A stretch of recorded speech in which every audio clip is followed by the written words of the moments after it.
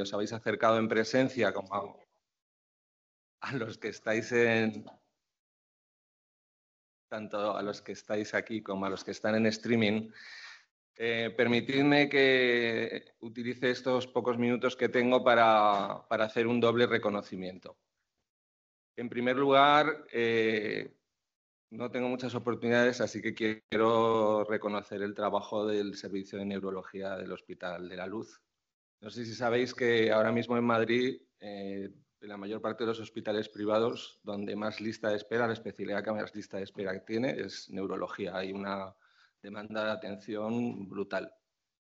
Y ellos consiguen que esto no afecte en absoluto a la calidad de la asistencia y atienden a los pacientes, me consta en primera persona, con una dedicación y una solvencia profesional que son realmente admirables.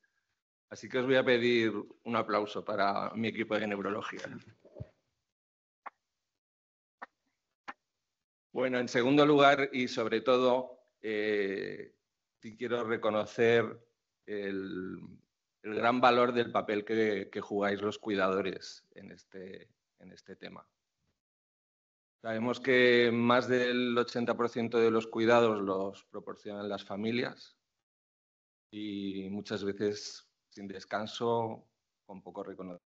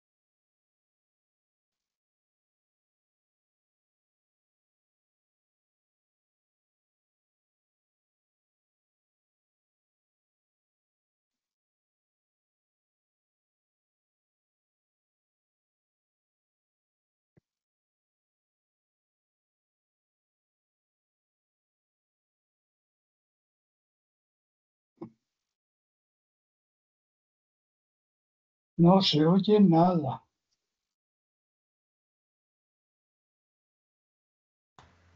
Ya lo están revisando.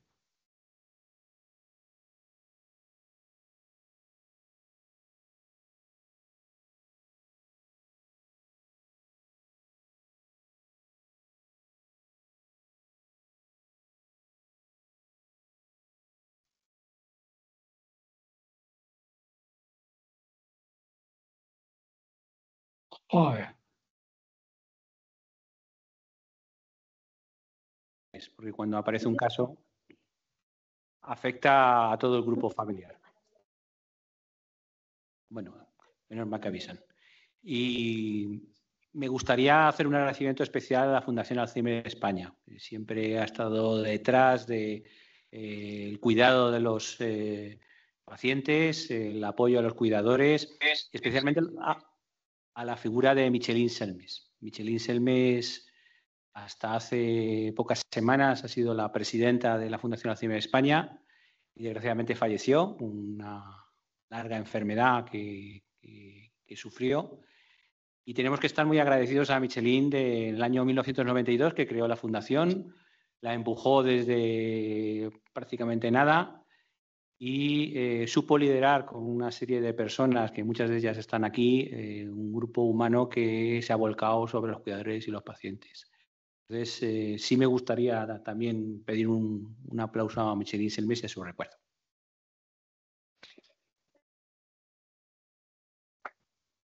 Dicho esto, la sesión de hoy pretende ser poco magistral y mucho más práctica.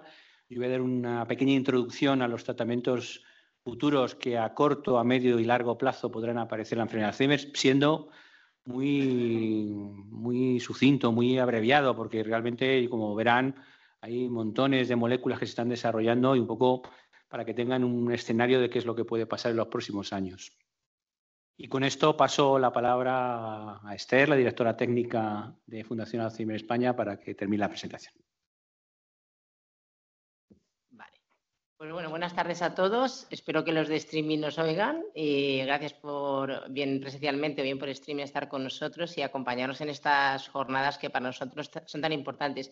La Fundación siempre lo que ha intentado es representar un poco a todos los familiares y por eso hemos hecho llegar esta demanda, lo hablamos con David, con el hospital. Agradecer de paso, como siempre, a Quirón Salud y al Hospital de la Luz que siempre nos acojan y nos cedan sus espacios para este tipo de eventos. Y como decía, representamos en este caso la necesidad que había de conocer todo esto que se oye en televisión de un nuevo tratamiento, pero mi familiar lo puede tomar, pero no, pero ¿cuándo va a ser? Sí que hemos detectado desde hace un tiempo que hay una demanda real de información que sepan si a ellos les va a llegar o no les va a llegar, que es lo que principalmente les preocupa. Por otra parte, también yo quería resaltar de esta jornada la importancia de la unión de la parte sanitaria con la parte social. Sabemos que la enfermedad de Alzheimer no representa solamente un problema social, sino que cuando en una familia entra un diagnóstico como este, afecta a toda la familia, a todas las relaciones que hay. Entonces, creemos imprescindible que el tratamiento farmacológico, de lo cual se va a tratar hoy, junto con todos los apoyos que necesitan las familias, vayan de la mano.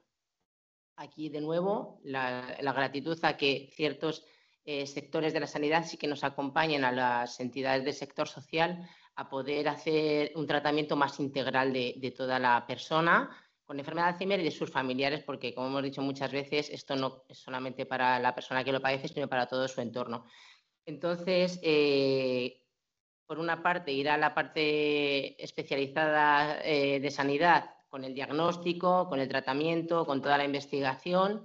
Nosotros apoyaremos en la medida en la que podamos y, por otra parte, nosotros pues, intentaremos acompañar a las familias en todo lo que son recursos, estrategias de cuidado y apoyo al cuidador para que no entre en esto que se conoce como la sobrecarga del cuidador, ¿vale? Creemos que es imprescindible. Así que nada, simplemente desde la Fundación Alzheimer España agradecer, como he dicho, a todos, en especial al Grupo Quirón, al Hospital La Luz y al doctor Pérez por su siempre implicación con esta causa. Y por nuestra parte nada más. Muchas gracias. Gracias.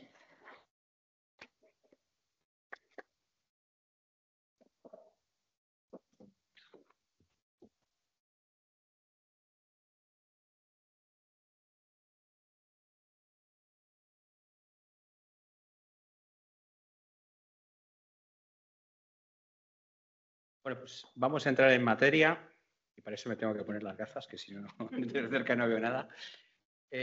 Como he comentado previamente, lo que queremos hacer es simplemente, voy a hacer una introducción a qué es lo que está por llegar y que tenemos la esperanza de que llegue a medio y largo plazo, y luego en las 2 mesas que vamos a hacer, pues yo creo que habrá tiempo pues, para que todos ustedes, si quieren preguntar, hagan las preguntas y las dudas que tengan a los expertos que van a estar aquí. Bueno, empezamos por el principio, ¿no? El señor de la izquierda con poco pelo es el doctor Alois Alzheimer, que seguro que muchos han visto este retrato, ¿no? Que fue el descubridor de la enfermedad en 1906, con la paciente que viene en el centro, que es Auguste Deter. Auguste Deter empezó con síntomas cognitivos con poco más de 50 años y por eso llamó la atención de Alois Alzheimer, porque en ese momento sí sabía que los pacientes de más edad, a partir de 70 o 80 años, perdían capacidades cognitivas, pero lo que sorprendía de Auguste, y lo trajo su marido a la clínica donde trabajaba en Frankfurt, Alois, es que estaba perdiendo capacidades cognitivas con una edad tan temprana.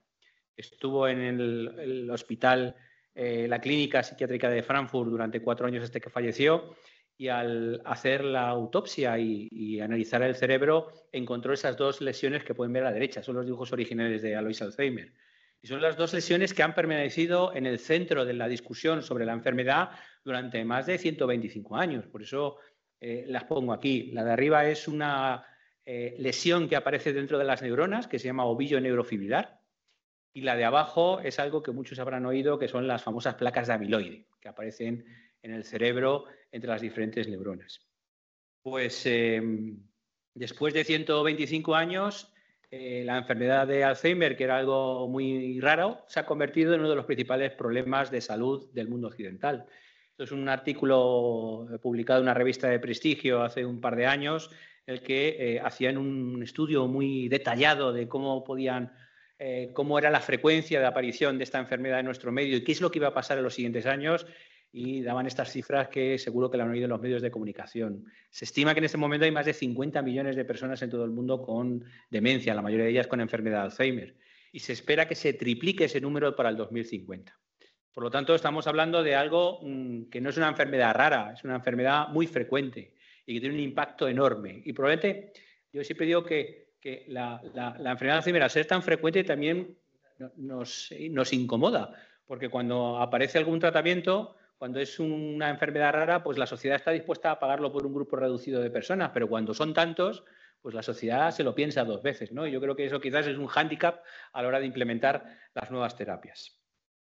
Bueno, pues después de 125 años seguimos hablando de lo mismo. Y esas son 2 imágenes actuales, con tinciones actuales de neuropatología, para encontrar aquello que Alois Alzheimer describió en 1906. A la derecha las placas de amiloide, que se ven mucho mejor, y a la izquierda los ovillos neurofibrilares. Pero sorprendentemente, después de 125 años, desconocemos cuál es la causa de la enfermedad. Nos hemos quedado en esas mismas lesiones y gran parte del desarrollo de la investigación se basa en intentar eliminar estas 2 lesiones que Alois describió hace tanto tiempo. Y vamos a ver a lo largo de la tarde, si la ciencia ha tenido éxito y en qué medida a la hora de tratar este tipo de lesiones. Lo primero son las placas de amiloide. Las placas de amiloide están llenas de un compuesto que se llama beta-amiloide, que se produce en nuestro organismo de una manera natural. Procede de una proteína que tenemos todos, que es la proteína precursora de amiloide. Ahí ven un esquema en el lado izquierdo. Es una proteína que es muy antigua, lo tienen todos los mamíferos, incluso algunos invertebrados también lo tienen. Y además está en múltiples tejidos, también en el cerebro, pero también está en el resto del organismo. Y a día de hoy, después de 125 años, todavía no sabemos cómo funciona. Creemos que puede tener una relación con la respuesta inmunológica y eso puede ser una clave para encontrar terapias en el futuro. Y gran parte de la investigación actual intenta identificar algunos elementos inflamatorios e infecciosos que podrían provocar esa causa inicial de la enfermedad de Alzheimer que a día de hoy desconocemos. Lo que sí sabemos es que hoy en día es el marcador más específico de enfermedad de Alzheimer y cuando uno encuentra placas de amiloide en el cerebro, pues de alguna manera está poniendo la etiqueta de enfermedad de Alzheimer, pero hay que tener cuidado. ¿Por qué? Porque como pongo ahí, hay personas que están asintomáticas y que tienen placas de amiloide en el cerebro, incluso tantas como pacientes que tienen la enfermedad, especialmente si tenemos mucha edad. A partir de los 70 y especialmente a partir de los 80 años, hasta 1/3 de la población puede tener placas de amiloide y no todos tienen alteración cognitiva. Por lo tanto, hay algo que no encaja aquí y que habrá que descubrirlo con más investigación en el futuro. Lo que sí está claro es que como la placa de amiloide es el elemento identificativo y específico de la enfermedad de Alzheimer, gran parte de la investigación se ha desarrollado en intentar eliminarla. Y durante más de 20 años se han desarrollado multitud de ensayos clínicos, desde una vacuna en los años 2000, 2001, hasta diferentes anticuerpos antiamiloide que han fallado estrepitosamente. Y hasta hace 3 o 4 años estábamos en una situación de crisis porque no sabíamos qué es lo que pasaba, pero todas nuestras terapias fallaban. Hasta que hace 2 años tuvimos una gran noticia, y es que 2 anticuerpos específicos, lecanemab y donanemab, dieron por primera vez resultados positivos en ensayos clínicos para la enfermedad de Alzheimer. Os voy a mostrar algunos resultados. El primero que apareció fue el lecanemab, que apareció en una revista de gran impacto en medicina, que es el New England, probablemente es la mejor revista en el campo de la medicina, que demostró por primera vez que los pacientes que eran tratados con este anticuerpo tenían mejor pronóstico. Tenían una diferencia entre los que recibían el placebo, que saben que el placebo pues, se le pone una bolsa de suero sin más, pero metodológicamente tenemos que ponerle una sustancia para que crean que están recibiendo la medicación, incluso los médicos y los propios pacientes. Y los que reciben el tratamiento había una diferencia de alrededor de medio punto en una escala que utilizamos en ensayos clínicos que se llama CDR. CDR suma de cajas, lo llamamos así. Es una escala que tiene 18 puntos, de 0 a 18, y realmente la diferencia de medio punto, aunque era y es estadísticamente significativa, no es mucho. También es verdad que hay que tener en cuenta una cosa, y es que estos ensayos se hicieron en pacientes con deterioro cognitivo leve o enfermedad de Alzheimer muy leve. Entonces, como ustedes, por desgracia, saben, la enfermedad de Alzheimer al principio evoluciona muy lentamente. Esa medida que va avanzando cuando ya, lógicamente, se acelera y los síntomas aparecen. Pues estas medicaciones, lecanemab, se probaba en pacientes que tienen un deterioro leve y, por lo tanto, tampoco esperábamos encontrar grandes diferencias entre un grupo y otro. Ya les digo, medio punto. Y el otro anticuerpo que apareció, uno apareció a primeros de año y el otro apareció a mediados de año, el donanemab, también demostró diferencia entre el placebo y el tratado. También alrededor de medio punto, eran bastante parecidos. Entonces, una de las discusiones que hay es realmente si ese medio punto en una escala de 18 es mucho o es poco. Pues le voy a ser sincero, a corto plazo es poco. Medio punto es difícil de apreciar la diferencia, por lo menos en 18 meses. ¿Pero por qué han tenido tanta expectativa estos tratamientos? Por lo siguiente. Y es que cuando empleamos los tratamientos actuales, hablamos de tratamientos sintomáticos. Por ejemplo, el donepezilo, los parches de ribastimina, producen una cierta mejoría, como ven en el lado izquierdo, pues una mejoría fija y que con el tiempo, sobre todo cuando la enfermedad va avanzando, va perdiendo efecto hasta que probablemente en enfermedad avanzada pues desaparece y muchas veces, como ustedes también saben, pues lo retiramos en pacientes que ya tienen un estadio muy avanzado, ¿no? En cambio, las terapias que estamos hablando son terapias que potencialmente pueden modificar el curso de la enfermedad. ¿Eso qué quiere decir? Que esa diferencia inicial en los primeros 18 meses puede duplicarse a los 36 y aumentar a los 48, como pueden ver en el lado derecho, y lo ideal es que, me parece que se está mezclando con algún sonido dentro, lo digo para los compañeros que están ahí detrás, por si pueden silenciarlo. Entonces, lo ideal es que dentro de, cuando pongamos el tratamiento en 3, 4, 5, 6 años, las diferencias son mucho mayores. De tal manera que potencialmente retrasemos, por ejemplo, la necesidad de cuidados en actividades básicas de la vida diaria, la necesidad de una supervisión 24 horas o la necesidad de institucionalizarle en una residencia, ¿no? Esa es la gran esperanza que tenemos con estas terapias y por eso han salido en todas las noticias y han tenido tanto impacto en los medios de comunicación. Pero hay un pero, como todo, ¿no? Esto es como el dios Jano que tiene 2 caras, ¿no? Pues eso tiene una cara y es los posibles efectos adversos.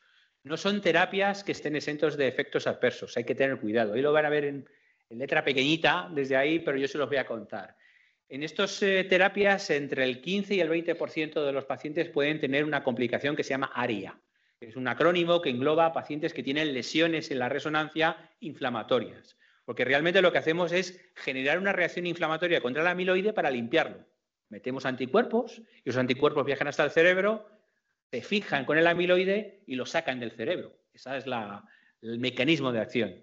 A veces ese mecanismo de acción inmunológico de alguna manera se despiporra, si me permiten la expresión, se descontrola y entonces puede producir una reacción inflamatoria que es lo que llamamos ARIA. Las ARIA, como van a ver ahí, la mayoría de las veces son asintomáticas, pero entre un 2 y un 3% pueden producir síntomas. A veces los síntomas pueden ser pues, empeoramiento de la cognición, incluso crisis epilépticas, o sea que no son tonterías, sino que puede ser una complicación grave. Por lo tanto, son tratamientos que hay que controlar muy detenidamente. Hay que repetir resonancias cada cierto tiempo para analizar que no aparecen estas lesiones inflamatorias y si aparecen, retirarlo. Las áreas, que son las lesiones inflamatorias, pueden complicarse con hemorragias, que son más raras, pero pueden producir potencialmente una hemorragia y saben que una hemorragia del cerebro es una complicación de alto riesgo. Por lo tanto, son tratamientos en los que ponemos muchas esperanzas y que tienen que estar muy bien controlados. Tienen que tener una selección muy adecuada del paciente, tienen que ser a pacientes que no tengan muchas patologías asociadas, que no tomen anticoagulantes, que no tienen riesgo de sangrado por las complicaciones que hemos dicho y que estén en estadios muy leves. ¿Por qué? Pues por lo mismo que he dicho antes, porque si este tratamiento lo ponemos cuando ya está avanzado, esa separación no tiene sentido. Si en 18 meses separa solo medio punto, yo lo que quiero es invertir al principio de la enfermedad para que se separen esas curvas y el paciente reciba un tratamiento con un mejor pronóstico a lo largo de la evolución de la enfermedad. Bien. ¿Qué ha pasado desde que el 2023? Pues ya han pasado 2 años. Bueno, en Estados Unidos, que estas cosas las hace mucho más rápidas, el mismo 2023 fue aprobado por un mecanismo que tiene las agencias regulatorias americanas, que se llama FDA, para aprobarlo rápidamente.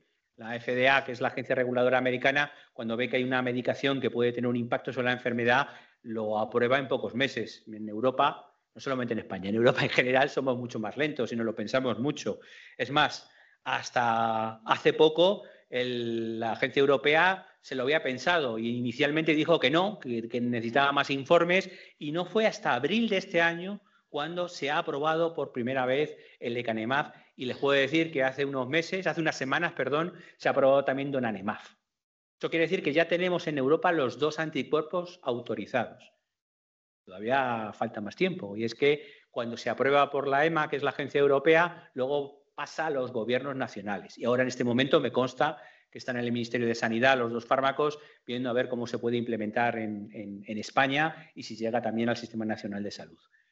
¿Cuánto tiempo puede ser esto? Pues les seré sincero, no lo sé, porque eso depende del Ministerio de Sanidad y de cómo acelere la aprobación y la financiación de estos fármacos. Para que se hagan idea, otros fármacos han tardado como mínimo entre 12 y 18 meses. O sea, no estamos hablando de algo de semanas, sino que estamos hablando de bastantes meses hasta que se aprueba. Sí es verdad que el Ministerio en la enfermedad de Alzheimer se lo toma como prioritario, pero no sabemos cuánto de prioritario a la hora de poder tomar las decisiones y que esté en el mercado o por lo menos que podamos pautarlo en la clínica diaria. Bueno, la otra lesión, si se acuerdan ustedes, eran los ovillos neurofibrilares que describió Alois Alzheimer, que estaba dentro de las neuronas. Pues esa sí la conocemos muy bien. Los ovillos neurofibrilares están producidos por una proteína que se llama proteína tau, que es el pegamento del esqueleto de la neurona. De tal manera que cuando el esqueleto de la neurona se derrumba, pues la neurona se muere, parece natural. Yo siempre digo, si hay alguna célula que necesita un esqueleto es la neurona, porque la neurona necesita emitir las dendritas y los axones para conectarse con otras neuronas. No es como un hepatocito o la célula del hígado, que le da igual tener la forma que sea, porque produce las moléculas que sea. Pero la neurona necesita tener una estructura tridimensional muy específica para relacionarse con otras neuronas. Pues cuando se altera la proteína tau, como en la enfermedad de Alzheimer, la neurona viene abajo y se muere. Por lo tanto, si se dan cuenta, parece, y eso es lo que nos estamos dando cuenta los neurocientíficos, los neurólogos, que es una lesión muy tardía. Aparece ya casi al final de la enfermedad, de tal manera que las neuronas ya están moribundas. Y por eso quizás los diferentes tratamientos, que pongo simplemente aquí 2 ejemplos, no han dado los resultados. La mayoría de ellos han fracasado y creemos es porque llegamos tarde. Lo que sí sabemos es que el beta amiloide aparece muy pronto, las placas de amiloide, hasta 20 años antes, y por eso se han desarrollado esas terapias precozmente. La proteína tau no, se acumula tardíamente y creemos que es una fase final de la enfermedad.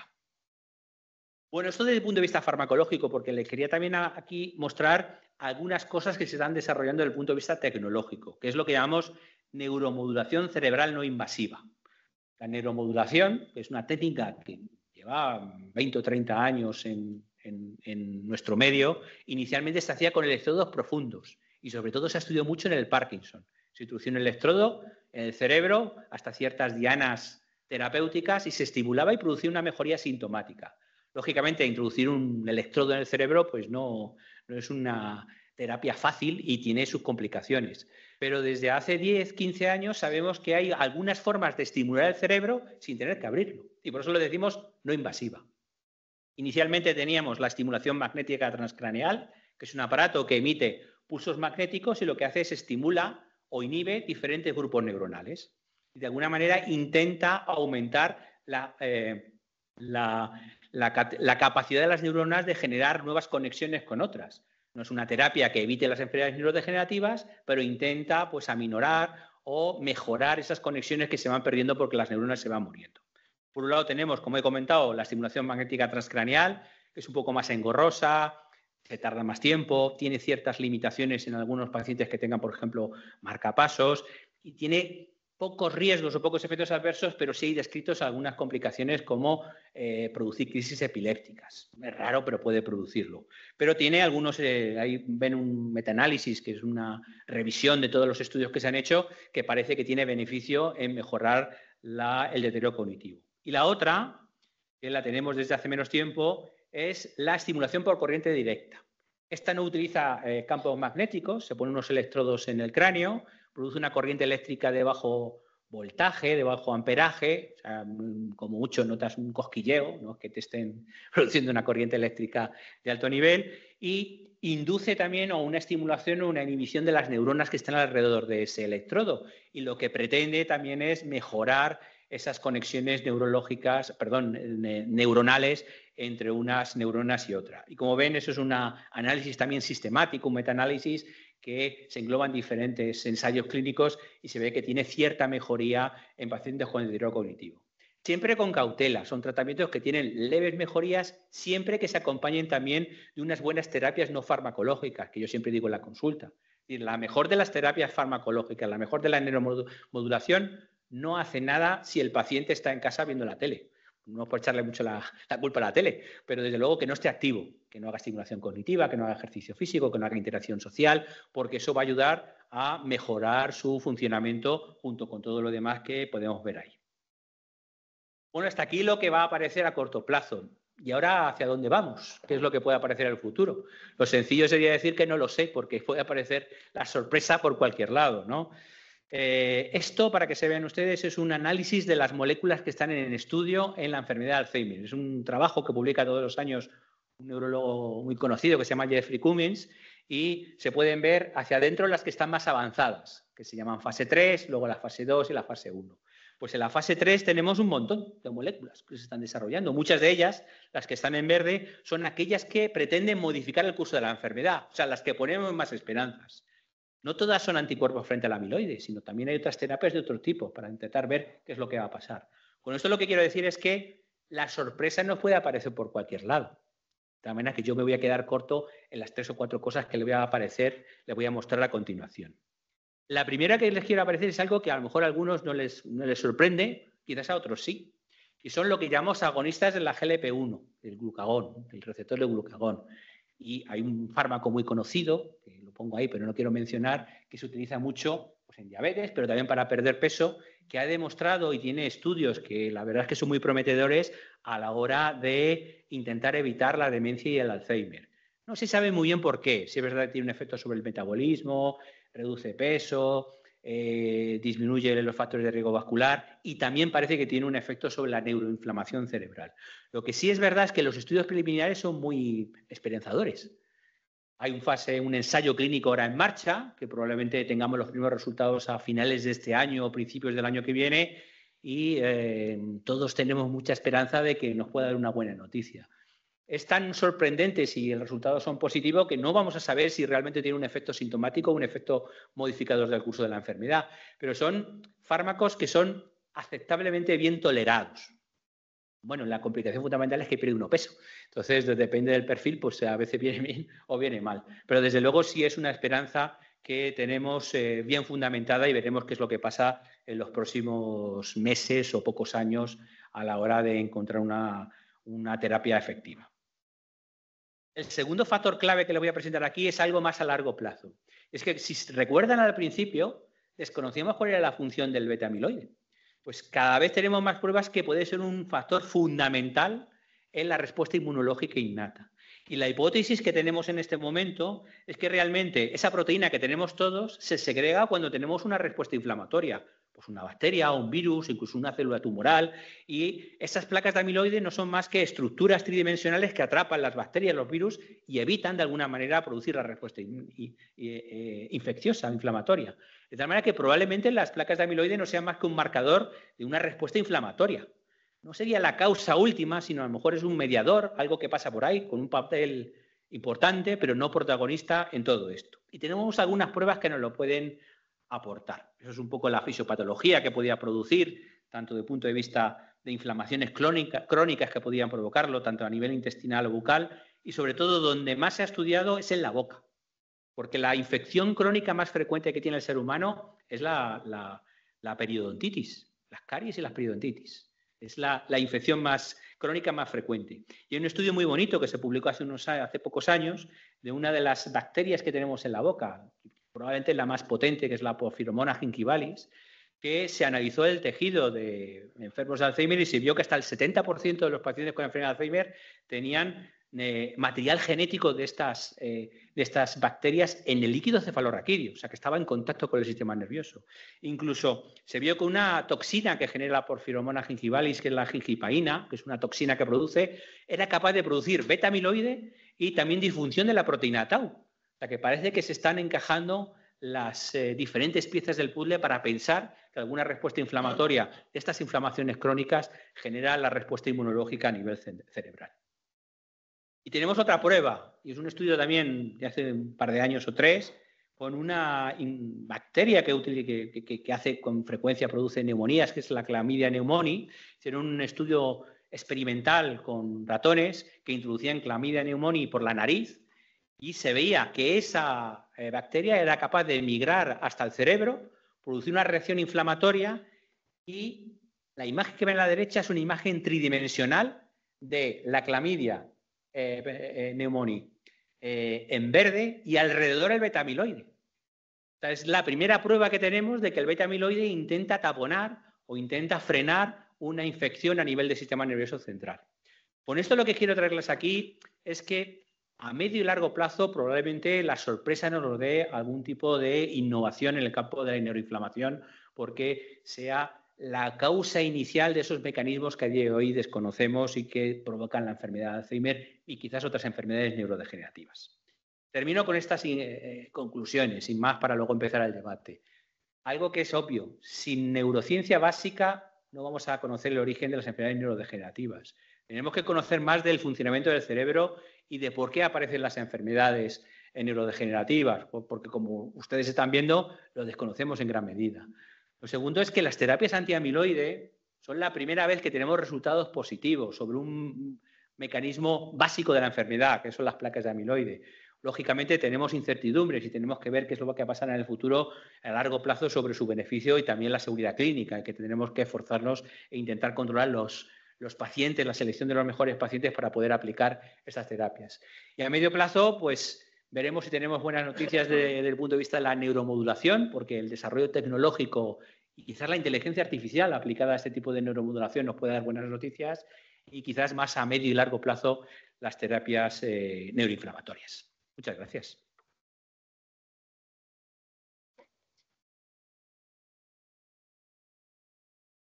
Pues si queréis, para la mesa de discusión, el doctor Ortiz es el neurólogo que forma parte de la unidad de memoria, la doctora Puente, que es la jefa asociada de neurofisiología y que lleva el programa de neuromodulación, y yo mismo, así que las preguntas que tengan.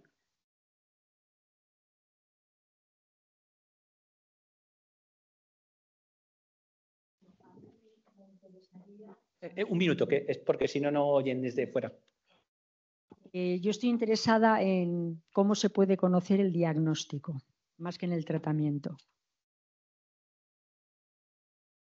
Ahora también estamos, otro de los avances que tenemos en este momento histórico del desarrollo de la enfermedad es que tenemos a nuestra disposición la determinación de marcadores de la enfermedad que nos dan una certeza que no teníamos hace unos años, ¿vale? Unos marcadores que además ahora mismo los tenemos disponibles en pruebas de medicina nuclear o en líquido cefalorraquídeo, pero probablemente pronto estén disponibles también en plasma y lo podemos determinar con un análisis de sangre, ¿vale? Pero el diagnóstico hasta ahora sigue siendo un diagnóstico clínico, hacemos una serie de pruebas, una exploración neurológica, unas pruebas cognitivas, neuropsicológicas, que nos confirman el deterioro cognitivo, y que con estas pruebas complementarias podemos saber con mayor certeza si estamos ante una degeneración de tipo enfermedad de Alzheimer u otra enfermedad neurológica que también conlleva deterioro cognitivo. También estamos avanzando en ese aspecto. hay que tener en cuenta también que los biomarcadores muchas veces los utilizamos, por ejemplo, en pacientes que son candidatos a ensayos clínicos o pacientes que tienen curso atípico o que son muy jóvenes y que no tenemos dudas, porque, como muy bien ha dicho el doctor Ortiz, hay que hacer una punción lumbar. Entonces, hombre, no es que sea una prueba altamente agresiva, pero pues nadie se pone voluntario para hacer una punción lumbar. Entonces, tenemos que seleccionar de alguna manera aquellos pacientes que podemos medir esas moléculas en el líquido cefalorraquídeo. Y también tiene su incertidumbre, es decir, no siempre, en medicina hay pocas cosas que sean 100% de certeza, pues también los biomarcadores en líquido cefalorraquídeo tampoco tienen el 100% de certeza. Al final hay que ponerse en, ¿va a cambiar la actitud con el paciente o no? O sea, si voy a poner el mismo tratamiento y le voy a recomendar lo mismo, pues a veces pues decimos, pues no tiene sentido meternos en este jaleo. Si va a cambiar algo porque tengo dudas, porque no sé si realmente tiene una enfermedad neurodegenerativa o realmente tiene un trastorno cognitivo, pues sí merece la pena. O sea que en este momento con las punciones lumbares no es para todo el mundo. Como dice el doctor Ortiz, si a corto o medio plazo tenemos los biomarcadores en sangre periférica, pues eso sí va a abrir el abanico, va a ser más fácil, ¿no? Todavía no tienen el marcado CE, el marcador ideal, que parece que es la fosfoto 217, que es el que mejor rentabilidad tiene, pero tiene toda la pinta que en 6 meses, un año, como mucho, lo vamos a tener en el mercado. Buenas tardes. Yo quería hacer una pregunta que en ningún caso fuera desanimante para los familiares que tenemos ya con Alzheimer muy avanzado. Yo, por mi neurólogo que tengo en Ramón y Cajal, Guillermo García Rivas,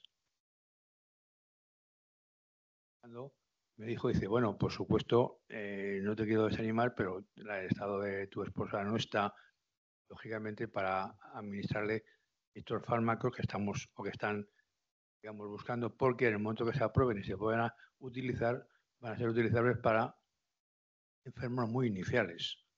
Con lo cual, de alguna forma, pues bueno, ya me quito un poco de esa posibilidad, lo que no quiere decir que no esté pendiente de cualquier cosa que sea mejora o sea avance, porque quiero estar enterado.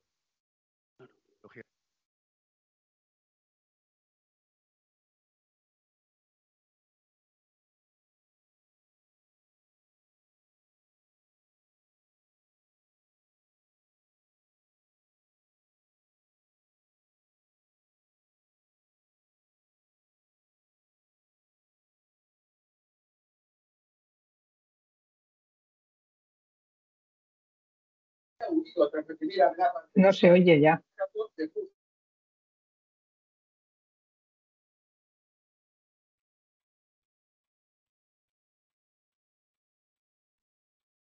Yo tampoco digo nada.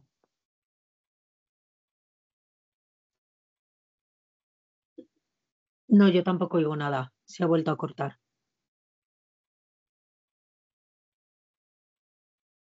O colegas que dicen, bueno, como no tenemos la certeza de que va a cambiar el perfil de la enfermedad, como no tenemos la certeza de que vaya a cambiar el perfil de la enfermedad dentro de 4 o 5 años, vamos a esperar. Claro, pero es que dentro de 5 años los pacientes de ahora ya no van a tener una enfermedad leve. Entonces, me recuerda a cuando empezaron las terapias, por ejemplo, para el VIH, que inicialmente dije, bueno, vamos a esperar a que el paciente tenga un estado de inmunosupresión porque no está demostrado.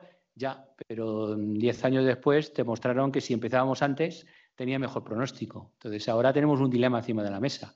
¿Esperamos a tener todos los datos y tener todo perfilado y saber con certeza? ¿O las evidencias que tenemos en este momento nos permiten intentar apostar porque va a cambiar el curso de la enfermedad? Tenemos los primeros resultados de estos estudios abiertos a 4 o 5 años que parece que esas curvas se van separando. O sea, que esa apuesta que teníamos parece que es real.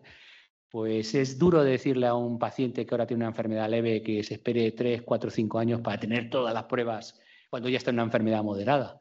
Yo, desde luego, no soy de esa opinión, pero sí hay una discusión de fondo sobre todo esto. Y eso viene a colación de lo que usted comenta. Es decir, los pacientes con demencia moderada y avanzada no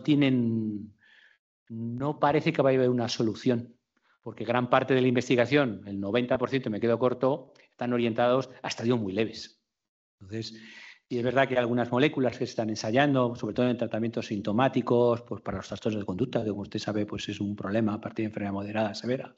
que sí hay algunos ensayos que se pueden utilizar y puede ser una solución, pero no parece que vaya a haber, tengo que ser sincero, algo que vaya a cambiar el curso de la enfermedad en ese perfil de pacientes, desgraciadamente. Que efectivamente, como ha dicho David, el tiempo es nuestro enemigo en este aspecto. Entonces, también al mismo tiempo, otro factor importante para eso es los selectivos que tenemos que hacer, que tenemos que ser por la naturaleza de esta enfermedad tan prevalente, tan enormemente frecuente a la hora de seleccionar a quién se le administra ese tratamiento. No solo por la enorme cantidad de pacientes, sino por el precio de estos fármacos, lo difícil de desarrollar en el tiempo y tecnológicamente que son. Entonces, pues lo ideal claro, pero los pacientes, lo que dice David, pues probablemente pues, no estén ya en circunstancias en disposición de beneficiarse de ello. Cuando esto sea más generalizado, pues probablemente podremos plantearnos aplicarlo de una forma más general a toda la población. Incluso si hay varios fármacos, varias vías, lo lógico sería una politerapia y utilizar varios fármacos, y en ese caso, si eso es accesible para todos, sí tendría sentido utilizarlo en los pacientes más avanzados, en los que tiene más sentido eliminar toda la proteína patológica de una u otra vía. Así que, pues, en eso tienes mucha razón, Antonio, porque realmente las terapias que parecen que van a venir no son incompatibles entre sí. Y sabemos el resultado de cada uno por separado, pero hay mucha gente que lo pregunta. ¿Y estas terapias harían que no puedo utilizar el donepezil o el ribastimina? No, se podrían utilizar porque van con vías distintas. Incluso hipotetizo que si aparecen los agonistas de la GLP-1, semaglutide, Ozempic y cosas de estas, podrían utilizarse también, porque cada uno va por una vía distinta. Y no sabemos si generaría sinergias entre ellos y produciría un efecto mayor. Ojalá, vamos, es una gran esperanza que tenemos.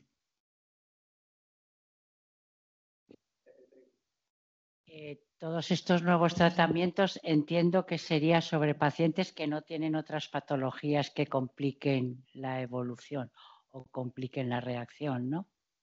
Pues en relación con el anticuerpos antiamiloides sí son muy estrictos. ¿Pero por qué? Porque son terapias que pueden producir efectos adversos importantes. Entonces, son pacientes en los que las lesiones vasculares en el cerebro son poquitas o ninguna, que no tienen riesgo de sangrado, o sea, no están tomando anticoagulantes, no tienen hipertensión incontrolada, que no suele ser lo habitual, claro, pues ya si están aquí, pues es que están en la luz, están controlados de la tensión. Y no tienen gran comorbilidad, decimos, que no tienen muchas enfermedades como tal. Pero sobre todo es que estén en estadios iniciales. ¿Por qué? Porque si estamos haciendo algo que intenta separar el curso de la enfermedad, lógicamente cuanto antes vayamos atrás, más efectividad vamos a tener. Entonces son muy restrictivos en relación con la posibilidad de complicaciones, pero sobre todo en el ámbito de riesgo de sangrado cerebral. Quizás es el punto clave. Las otras terapias que van apareciendo, por ejemplo, las semaglutide y agonistas de GLP-1, probablemente no sean tan restrictivos, porque hoy en día se utilizan en grandes grupos poblacionales grandes problemas. Hombre, se me ocurren aquellos en los que tengan un índice de masa corporal o estén muy delgados, pues probablemente haya que tener un cuidado específico, o aquellos que tengan intolerancia por alguna razón, pero no se me ocurre que haya grandes limitaciones. Pero bueno, estamos hablando un poco de ciencia ficción, porque todavía ni tenemos los resultados del ensayo como para establecer si se van a utilizar o no. Y luego, respecto a la neuromodulación, pues eso casi se lo voy a pasar a la doctora Puente, que se lo sabe mejor que yo, sobre las limitaciones que podemos tener a la hora de utilizar la neuromodulación no invasiva. Gracias. Sí, la neuromodulación es una técnica que en principio es una técnica muy segura. Realmente lo que estamos buscando es, aplicando una mínima cantidad de corriente eléctrica que prácticamente el paciente ni nota, actuar sobre el potencial de la membrana. De esta manera producimos lo que llamamos una neuroplasticidad. Estamos buscando, hemos perdido neuronas, las que nos quedan, conseguir que puedan de alguna manera volver a conectar con las que les quedan. Entonces, ¿qué complicaciones tiene? Prácticamente ninguna, les cuento. A nivel de localización, donde ponemos los electrodos, podemos tener un mínimo cosquilleo, la sensación un poquito de molestia local, que es una cosa transitoria, que generalmente no genera ningún problema después, un poquito de dolor de cabeza en alguna ocasión, pero eso es muchas veces motivado por el ritmo circadiano. Es mejor aplicar la terapia por la mañana porque puede afectar al ritmo circadiano y entonces si lo hacemos por la tarde, en algunos pacientes pueden provocar eso. Y luego, bueno, pues si lo aplicáramos, que no se debe hacer, sobre una zona de la piel que esté un poquito enrojecido, que tenga un poquito de eczema o incluso alguna herida, ahí también podríamos tener alguna complicación. Pero eso me lleva a las contraindicaciones de esta prueba y una de ellas es cualquier lesión a nivel cutáneo no permite aplicarla, habría que esperar a que la piel sanara.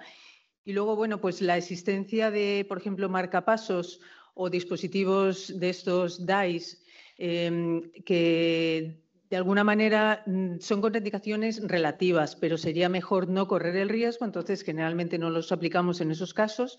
Y también, bueno, pues si existe algún tipo de dispositivo metálico intracerebral, tampoco se aplica porque, bueno, pues se podría calentar y producir algún tipo de quemadura. Quitando esas limitaciones, que tampoco son, salvo lo de los marcapasos, que incluso hoy en día ya los marcapasos soportan las resonancias y demás, en principio no habría ninguna otra contraindicación.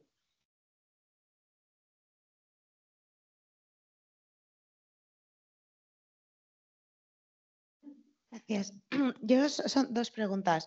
Mi madre está diagnosticada con Alzheimer por punción lumbar y está en un estado leve. De hecho, hace poco hizo una prueba y salió pues, el MMS, que son los test de tal, que está bastante bien y ha mejorado, bueno, mejorado comparado al año pasado.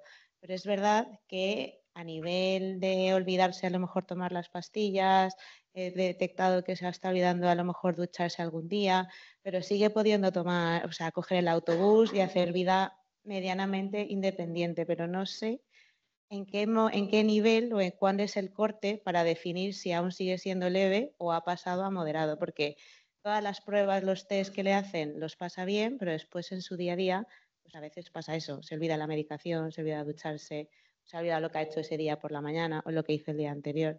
Y lo otro, el test genético que hay que hacer para que, o sea, se lo tienen que hacer y si sale los requisitos o cómo pedirlo. Pues te cuento. Intentar saber el estadio sin conocer al paciente es por lo menos arriesgado, en el sentido que no puedo decírtelo con certeza. En general, el punto clave para decir la evolución de la enfermedad nos lo dice el cuidador, porque es el que mejor conoce al paciente y lo lleva todos los días. Y nosotros solemos considerar que pasa de un estadio leve a moderado cuando empieza a necesitar alguna ayuda en las actividades básicas de la vida diaria. Autocuidado, comida, vestida, no digo total, sino alguna ayuda. Pues necesita un poquito de ayuda para vestirse, necesita ayuda para la higiene, entonces ya decimos que está, pero sí a grosso modo, porque realmente nosotros utilizamos unas escalas, que es la escala GDS, la escala CDR, entonces no es tan sencillo como eso, pero bueno, un poco para que tenga cierta idea de qué es lo que está pasando. Por lo que me cuenta, la impresión es que está en un estadio leve, por lo que me está contando en ese momento. Y respecto a la segunda parte, a ver, estudio genético. Depende de lo que hablemos de estudio genético. La enfermedad de Alzheimer raramente se hereda desde el punto de vista genéticamente mediado con una herencia que nosotros decimos autosómica dominante, que es que el 50% de nuestra descendencia va a tener la enfermedad. Es muy rara, menos del 1%. Lo que usted está diciendo me imagino que es por la APOE. Eso digo, la APOE, sí, sí. Eso es, sí. Por eso digo, no, pero es mejor... Sí, no, lo sé. Lo digo para aclararlo porque si no mucha gente entiende genética por un lado y por otro. ¿Qué es la APOE que se pide para este tipo de ensayos? A ver, la APOE es una proteína que tenemos todos y que hay 3 variantes, la APOE2, la APOE3 y la APOE4. Tener cualquiera de las 3 no pasa nada. No vamos a llegar a viejos sin ningún tipo de problema. Pero sí es verdad que tener la APOE4 nos da más riesgo de tener enfermedad de Alzheimer.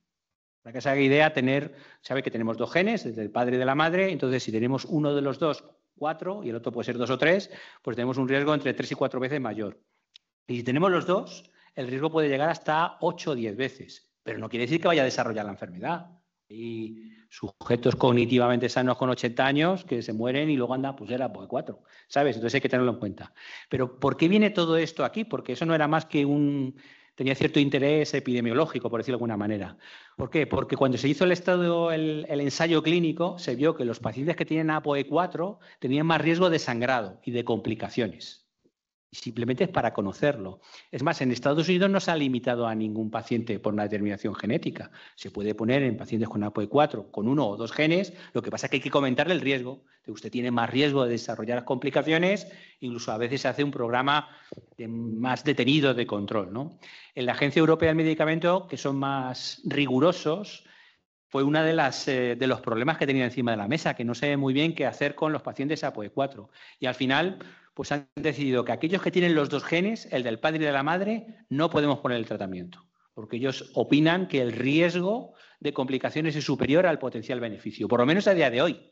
No sabemos qué es lo que va a pasar dentro de 4 o 5 años, porque si las esperanzas son suficientes, a lo mejor dicen, oiga, es que hay un cambio significativo en la enfermedad. Y cuando tienes uno de los 2, hay que tener un control más estricto. Pero realmente no es que genere un escenario distinto, sino que realmente aumenta el número de complicaciones del tratamiento y por eso hay que ser más estricto a la hora de poder aplicar la medicación. Y entonces lo que ha generado es que todos los pacientes que sean candidatos a este tipo de terapias habrá que hacer la determinación de la APOE. No para saber el riesgo que tienen, porque ya los pobrecitos tienen la enfermedad, sino simplemente para ver si es candidato o no.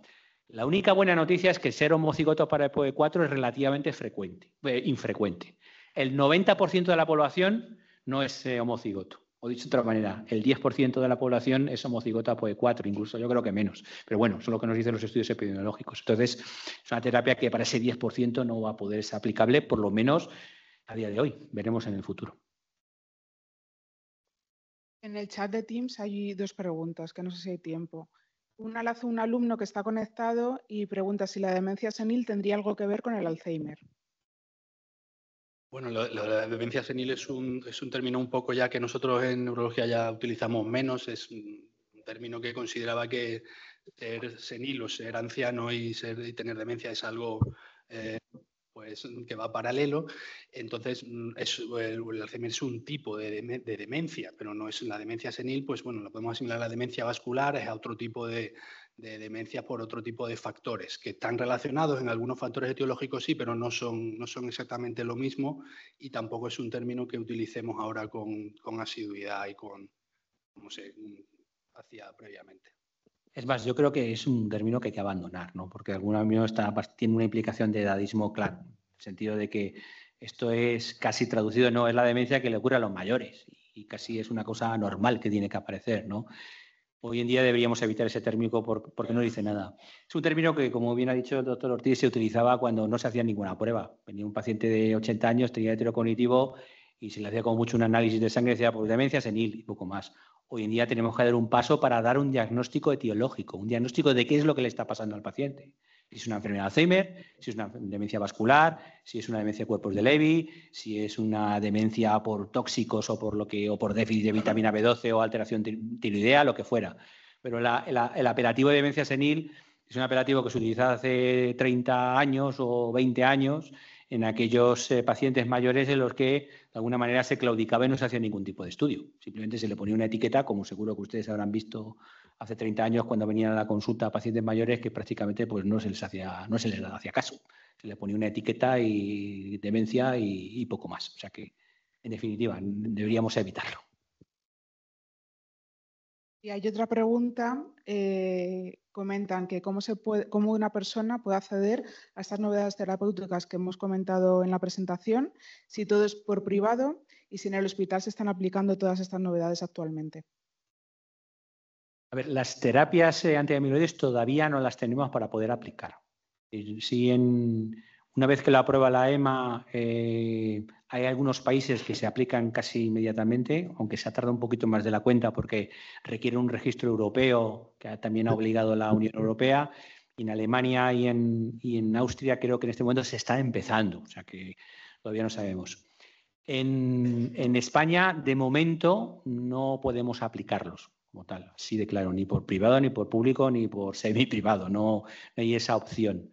No sabemos si en algún momento, antes de que el Ministerio decida si se va a financiar o no, si se va a poder ofertar comprando la medicación en Alemania o Austria. En este momento no, porque no hay lo llaman un programa adelantado o anticipado de tratamiento. Entonces, Desgraciadamente, en este momento, ni aquí ni en otro sitio, a no ser que en un ensayo clínico, hay hospitales que hay ensayos clínicos no por la misma molécula, sino parecidas que se están ensayando.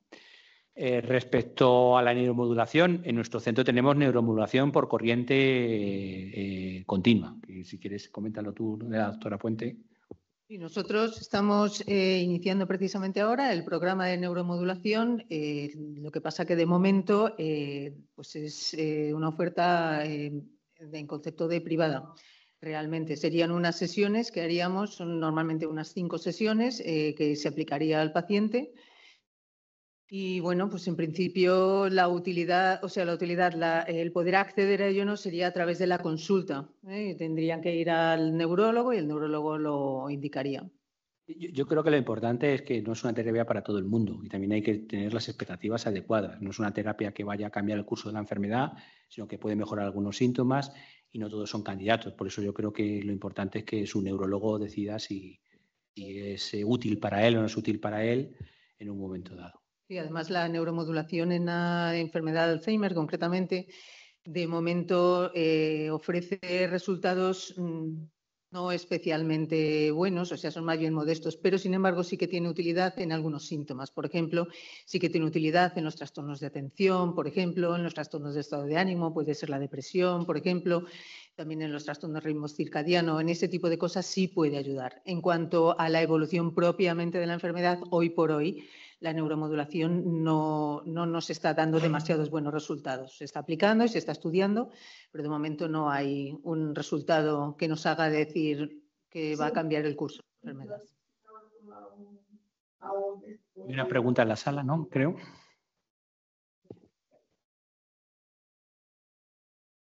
Hola, buenas tardes. Mira, quería preguntar, ¿el tratamiento para enfermedades neurológicas o degenerativas y el Alzheimer es la misma? A ver, las enfermedades es una buena pregunta en el sentido de si todas las enfermedades neurodegenerativas, cuando hablamos así, es la enfermedad de Alzheimer. No. Enfermedades neurodegenerativas hay muchas. La más frecuente es la enfermedad de Alzheimer. La enfermedad de Alzheimer es, así a grosso modo, quizás el 70% de todas las enfermedades neurodegenerativas, especialmente las que producen demencia. Decir demencia no es decir nada, porque demencia simplemente es un estadio de una enfermedad neurodegenerativa. Cuando avanza y entra en un estadio en el que el paciente tiene alguna limitación en la vida diaria, decimos que tiene una demencia, pero el paciente no empieza un día con una demencia, sino que lleva muchos años de deterioro progresivo. Otras enfermedades neurodegenerativas que producen demencia, por ejemplo, es la enfermedad de cuerpos de Levy, la demencia asociada al Parkinson, la demencia frontotemporal, o sea que hay otras enfermedades neurodegenerativas que lo pueden provocar. Enfermedades neurodegenerativas no es más que un conjunto de enfermedades en las que se pierden neuronas, sin saber por qué, porque a día de hoy, como he dicho, no sabemos por qué se van perdiendo esas neuronas. O sea que enfermedades neurodegenerativas, todas las enfermedades que hacen perder neuronas, como el Parkinson, por ejemplo, o el Alzheimer, y luego dentro de todo ese conjunto hay algunas específicas como las que he comentado. Pero cuando dicen un tratamiento para el Alzheimer, ese Alzheimer no está diagnosticado porque no está hecha la prueba esa de que se puede hacer. Ahora se puede saber, ¿no? Eso si es Alzheimer. Se puede saber con una certeza elevada. Por eso, no sé si ha quedado claro, estas terapias solo se pueden pautar en aquellos que tienen los biomarcadores, claro.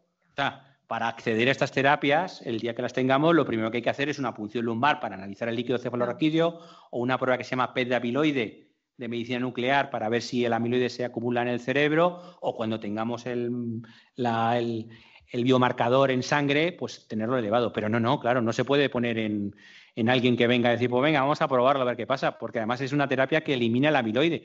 Si es una enfermedad neurodegenerativa que no se acumula el amiloide, sería como darle a usted una pastilla para bajar el colesterol sin medir el colesterol. Es una locura. Pues primero tengo que medirle el colesterol para ver si lo tiene alto. Y a lo mejor, aunque lo tenga alto, no le pongo la pastilla. Pues algo pasa aquí. Primero hay que medirlo, ver qué es lo que pasa. Si vemos que está alterado, ver si es candidata para ese tipo de terapias. Sin ninguna duda. No, gracias a usted. Ahí atrás. ¿Puede ser que si te niegan por tener una patología previa en lo público, en lo privado haya más flexibilidad? Pues sinceramente no lo sé, te lo digo con toda la sinceridad que te puedo decir y honestidad. A ver, depende de qué contraindicación. A ver, a mí me parece que las contraindicaciones actuales que se imponen son bastante razonables. que además son razonables en el sentido de seguridad clínica. Si es un paciente que está tomando un anticoagulante, yo no le recomendaría que se metiera en esto, en el sentido de que todavía tenemos bastantes incertidumbres de qué es lo que va a pasar a medio y largo plazo, ¿no? Si es una contraindicación relativa y el problema es que a lo mejor no se puede implementar un buen control, que podría pasar, ¿no? Y a lo mejor en un hospital privado sí se puede establecer ese buen control, pues a lo mejor sí, pero es difícil, habría que estudiar cada caso para ver qué es lo que pasa, ¿no? A priori, la ficha técnica de la Unión Europea es aplicable al conjunto de todos los hospitales. Y lo digo con sinceridad, mi forma de trabajar es la misma en la sanidad pública que en la sanidad privada, desde el punto de vista de indicaciones y de seguimiento, por lo menos así tiendo a hacer. Yo creo que en general, yo hablo siempre en general, en la sanidad pública pues establecerán con los límites que establezca la ficha técnica, no sobrepasarán esos límites. Pero también vuelvo a decirlo, pues en España hay 470 hospitales públicos. O sea que hay muchos hospitales con muchos profesionales y cada uno con su forma de pensar. Pero bueno, no debería haber grandes cambios entre la forma de trabajar en un lado y otro. Yo creo que eso depende del criterio médico. O sea, hay tantas opiniones como médicos y a mí me parece que el trabajar en la pública o en la privada, al final al médico le da igual en el sentido de estos conceptos éticos. Si en un médico lo va a dar o no lo va a dar, yo creo que no va a depender del centro en el que esté, sino de su propio criterio y de su propia experiencia. O sea, no me refiero, yo los médicos sé que la profesionalidad es independiente de un sector u otro. Me refiero a que no sé si en la pública hay ciertos estándares, o sea, no quiero decir estándares, cribado un poco más extracto en principio por tema no. económico que en la privada, que igual Sí, que tenéis más... A ver, todos nos movemos por unos protocolos, al final, independientemente del tema económico. Entonces, en un hospital te pueden decir a ti como médico que el coste económico de una determinada terapia, pero de alguna forma tienes que ajustarte al protocolo de lo que está reconocido a nivel internacional. Claro, eso es justo lo que iba a decir, lo de los protocolos. Es decir, probablemente por donde va la pregunta es por lo que he comentado antes de la gran frecuencia de esta enfermedad, que no estamos hablando de una mutación rarísima de un cáncer que solo se da en 1 de cada 25 millones, sino que es algo que vamos a tener en nuestro entorno todos. Entonces, pues al principio, cuando se aprueben esto, sí que habrá que seleccionar de alguna manera y a lo mejor hay que ser más restrictivos, pero va a ser con criterios médicos y a veces nos encontramos con fármacos tan caros con cosas como ocurren en Estados Unidos, que son las medicinas son de pago directo, que hay pacientes que pueden acceder antes, pero bueno, en este caso quizá va a ser un poco algo más restrictivo en ese sentido. También hablamos sin saber, en el sentido de que, claro, el Ministerio todavía tiene que establecer las condiciones de financiación, que se llaman. Es verdad que de ficha técnica a condiciones de financiación puede haber un gap, una diferencia. Ha ocurrido con otros fármacos, en el sentido de que el Ministerio establezca que para la financiar no financia todo lo que viene en el protocolo, por simplificarlo, sino que solo va a financiar aquellos casos peritas en dulce, por decirlo de alguna manera. Pues solamente en esas circunstancias, pero es que eso no lo sabemos, no sabemos si va a pasar. No me parecería ético, ya lo adelanto. Yo creo que lo razonable es que si la Unión Europea ha establecido un marco de trabajo, pues ese marco de trabajo sea el que se financie, sí o no, pero no que establezca unas reglas añadidas a lo que ya se ha establecido por la Unión Europea. Pero ese sería lanzarse a la piscina porque todavía no sabemos qué es lo que va a pasar y desgraciadamente yo creo que hasta el año que viene, bien entrado, no vamos a saber, vamos a tener ese conocimiento. Ahí quizás sí sería, porque en algunos tratamientos ha ocurrido que a lo mejor el ministerio dice yo lo financio pero solamente en este perfil de paciente para dar una prioridad a este perfil y los otros no lo financio. Entonces, pues te deja inquieto que pueda pasar eso. Pero cuando aparezcan las reglas de financiación, pues sí podríamos tener esa discusión. Pero buena pregunta. Hola, buenas.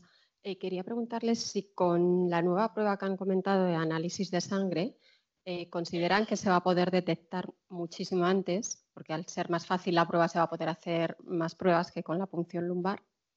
Y si eso a la vez va a producir que mucha gente, pues que tenemos familiares con Alzheimer, siempre estamos asustados, aunque nos dicen que no es hereditario, cada vez que tenemos un lapsus, pues nos planteamos muchas cosas. Entonces, si se va a tener criterios para hacer esos análisis o al ser fáciles van a poder hacerse. A ver, el objetivo de toda prueba de detección precoz debe ser la universalidad, es decir, en un futuro ideal próximo podríamos determinar a todo el mundo, no sé, cuando terminan la ESO, de saber si vamos a tener, si pudiéramos tener unos marcadores con la suficiente certeza pronóstica, lo ideal es eso. Pero como toda prueba, vuelvo a decir, en una enfermedad tan prevalente, es uno de los riesgos, es uno de los problemas. Es decir, si tenemos unos marcadores y determinamos con una certeza lo suficientemente útil para trabajar con ella, si una persona va a desarrollar en los años próximos una enfermedad de Alzheimer, todo el mundo va a querer hacerse esa prueba. Sobre todo si acarrea además que empieza a haber tratamientos, porque el problema es que ¿para qué nos sirve saber que vamos a tener Alzheimer si no podemos hacer nada? Yo personalmente no lo querría saber, preferiría no saberlo, pero si empiezan a aparecer tratamientos y nos dicen que además van para las fases precoces iniciales, pues cuanto antes lo sepamos y más gente lo sepamos, mejor. Entonces, pues es otro de los planteamientos que nos va a decir el tiempo cuando esas pruebas estén disponibles. Que entendemos, ¿no? David sabe de eso mucho, que no deben estar muy tarde. Vamos a ver con qué certeza salen y con qué sensibilidad y con qué especificidad y si las vamos a poder utilizar en la población general. Pero eso es una de los retos. Es un reto importante porque sí tenemos muchos estudios que nos dicen en aquellos que tienen algún deterioro cognitivo, aunque sea leve, que sí pronostica muy bien la evolución a una enfermedad de Alzheimer. Pero no está tan claro en el que está sano cognitivamente. O sea, yo voy, se equivoca el laboratorio y me lo hace y de pronto me sale positivo. Pues en ese escenario no está tan claro. De tal manera que hoy en día no se recomienda, porque como tenemos incertidumbre y lo único que generaría es ansiedad y una situación psicológica desastrosa en aquellos que están cognitivamente sanos o que tienen pequeños lapsus sin más, el hacer estas determinaciones porque no sabemos qué es lo que va a pasar en el futuro. No, los estudios no lo dicen con certeza. A lo mejor dentro de 5 años sí, ¿eh? Yo estoy diciendo a día de hoy. Entonces, a día de hoy, si lo tuviéramos encima de la mesa, yo solo le recomendaría a aquel que tiene un deterioro cognitivo, aunque sea leve. Porque sí ahí hay una evidencia clara que se correlaciona bien con el amiloide cerebral. Y sobre todo si tenemos una terapia que podamos aplicar, que tampoco lo tenemos hoy en día. Entonces, así de entrada no es recomendable en la población general por medirse simplemente como el colesterol, ¿no? Para ver si lo tienes alto o no. Aquí yo no lo recomendaría, pero por lo dicho, porque no tenemos muy claro qué es lo que va a pasar en el futuro y el impacto psicológico que puede tener en el paciente, en el sujeto sano, pues es muy importante. Sí lo recomendaría cuando apareciera o estuviera comercializado en aquel que tiene un deterioro cognitivo leve, porque hoy en día es muy complicado, porque tengo que hacer una punción lumbar, tengo que analizarlo y esto no simplifica. Así a corto plazo sería, al que voy a hacer una punción lumbar hoy, pues en vez de hacer la punción lumbar, le hace un análisis de sangre. Ese es el escenario ideal, porque ahí es donde tengo mucha evidencia científica que me ayuda mucho para pronosticar. Es más, ese perfil de paciente podría entrar en este tipo de tratamientos, o sea, que es útil. Pero en el sujeto cognitivamente sano, yo tampoco me lo haría. Me lo haría porque, siendo yo neurólogo, tampoco sabría un poco qué hacer con eso. Bueno, me serviría pues para intentar llevar una vida más sana, ¿no? Que siempre es bueno para todo esto, pero no para tomar decisiones a largo plazo.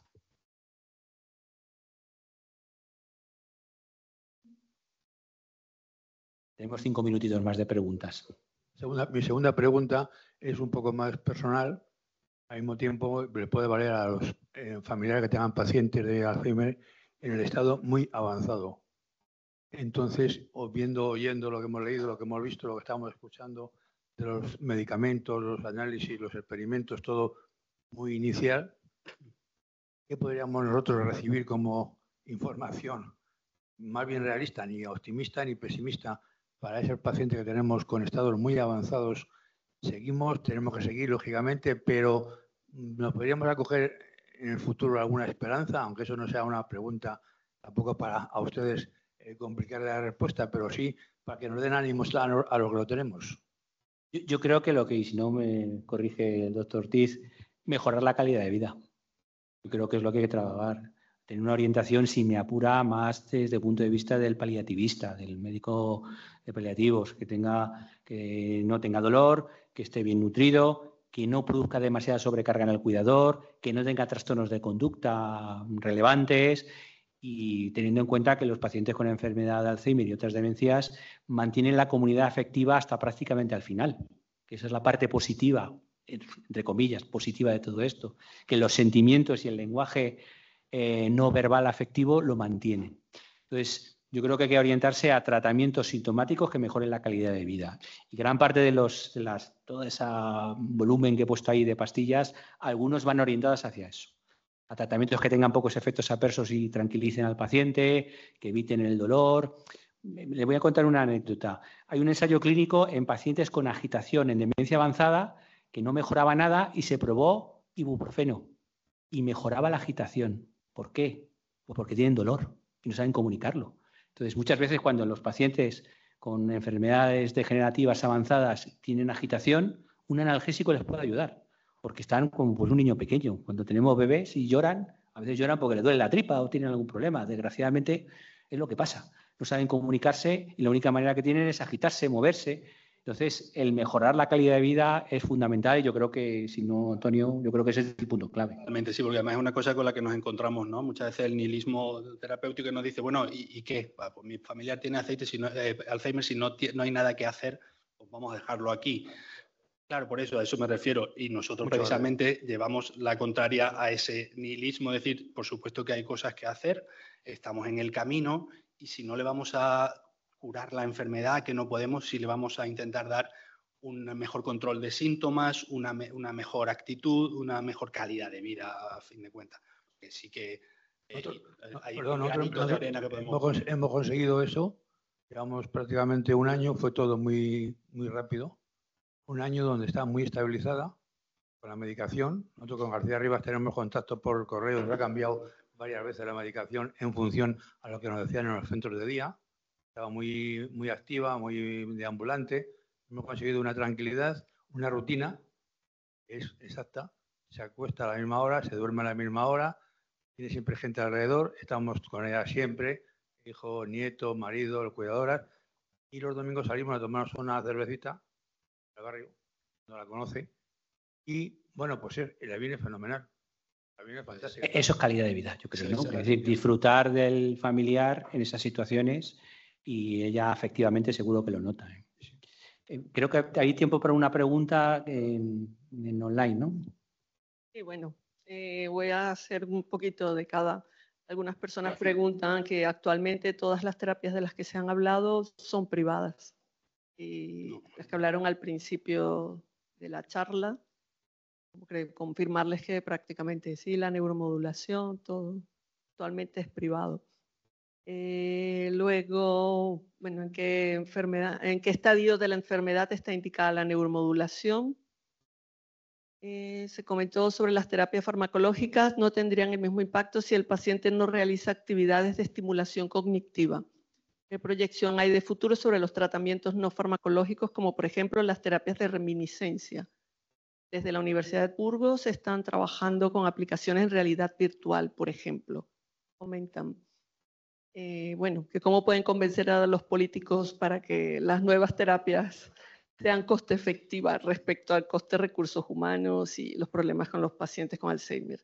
Y por último, ¿qué porcentaje aproximado de demencias o deterioro neurológico es de etiología desconocida? ¿Suele coincidir con un diagnóstico multifactorial? ¿Cuál suele ser el motivo? Menos la de los políticos, la demás vamos a intentar, a ver si podemos responderla. No podemos hacer mucho. Sí, si quieres contestar la de... Bueno, yo primero de la neuromodulación. Hoy por hoy sí, está sobre todo en el ámbito privado. Esperemos que esto cambie. Con respecto a en qué momento, bueno, pues por desgracia, como en todos los tratamientos de los que estamos hablando, cuanto mayor reserva neuronal tengamos, mejor. Como he dicho, la neuromodulación lo que está buscando es una plasticidad neuronal. Hemos perdido neuronas, pues las que nos quedan, que se conecten entre ellas lo máximo posible. Cuanta más neurona tengamos, mejor. Los resultados, incluso en las terapias, o sea, en los pacientes con un caso inicial, como he dicho, no son especialmente esperanzadores hoy por hoy, pero en el resto de los síntomas sí. ¿En pacientes avanzados tendría utilidad?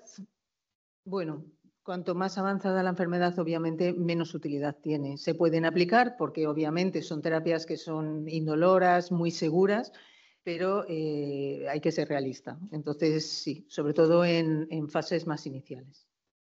Respecto a las terapias no farmacológicas, sin ninguna duda. Quiero decir que el potenciar las terapias no farmacológicas es una intervención segura, en el sentido que no tienen efectos adversos y además que potencia las terapias no farmacológicas. Perdón, las terapias farmacológicas, o sea que siempre hay que recomendarlas. A ver, siempre teniendo en cuenta que a veces está lo ideal, que es hacer terapia de reminiscencia, que es una terapia estandarizada de terapia no farmacológica, o hacer crucigramas en casa. Si no puedes hacer terapia de reminiscencia no quiere decir que no hagas nada, sino que hay que intentar buscar, pues como el que hace, lo ideal es hacer triatlones, pero el que no, pues salimos a andar un poquito todos los días. Pues algo pasa así también con las terapias no farmacológicas. Incitar un poco al ejercicio, llegar a los 5.000 pasos diarios, que tampoco es mucho, a lo mejor un día a la semana hacer un poquito de natación, si es posible, intentar ir a un centro de estimulación al menos una vez a la semana, en casa, pues intentar interaccionar socialmente, enriquecer el día a día. Pero desde luego, nosotros somos muy pesados en eso. Las terapias no farmacológicas son clave y todas estas cosas que estamos hablando, si no se hace terapia farmacológica, el efecto es muy reducido. Terapia no farmacológica ha ayudado con todo lo que hemos hablado. Pues por nuestra parte terminamos y pasamos a la siguiente mesa. Si queréis, la doctora, y os presento, la doctora Rebeca Fernández. Muchas gracias, Antonio y Anabel.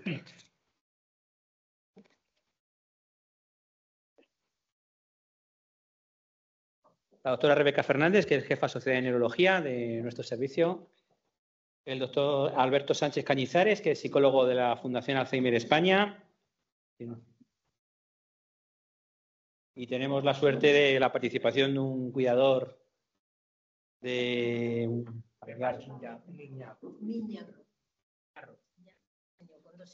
Miñarro con dos R's. Pues,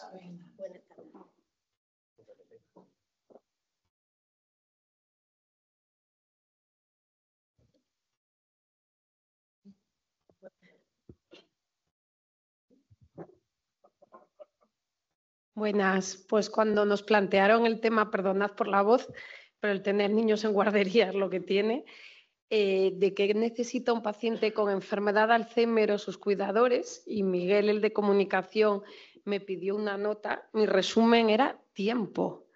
O sea, el paciente con Alzheimer necesita tiempo, necesitamos tiempo en la consulta para comentarlo y los cuidadores lo que necesitan es tiempo. Ese realmente sería la palabra resumen. ¿Qué necesitan? Pues muchas cosas. ¿Que se lo podemos dar? Pues no siempre. Y por eso ahí entra mucha labor las asociaciones y demás. Hola, buenas tardes. Evidentemente necesitan tiempo, pero como ahora nos contará Pepa, necesitan tiempo, necesitan certezas, otra cosa es que se las podamos dar.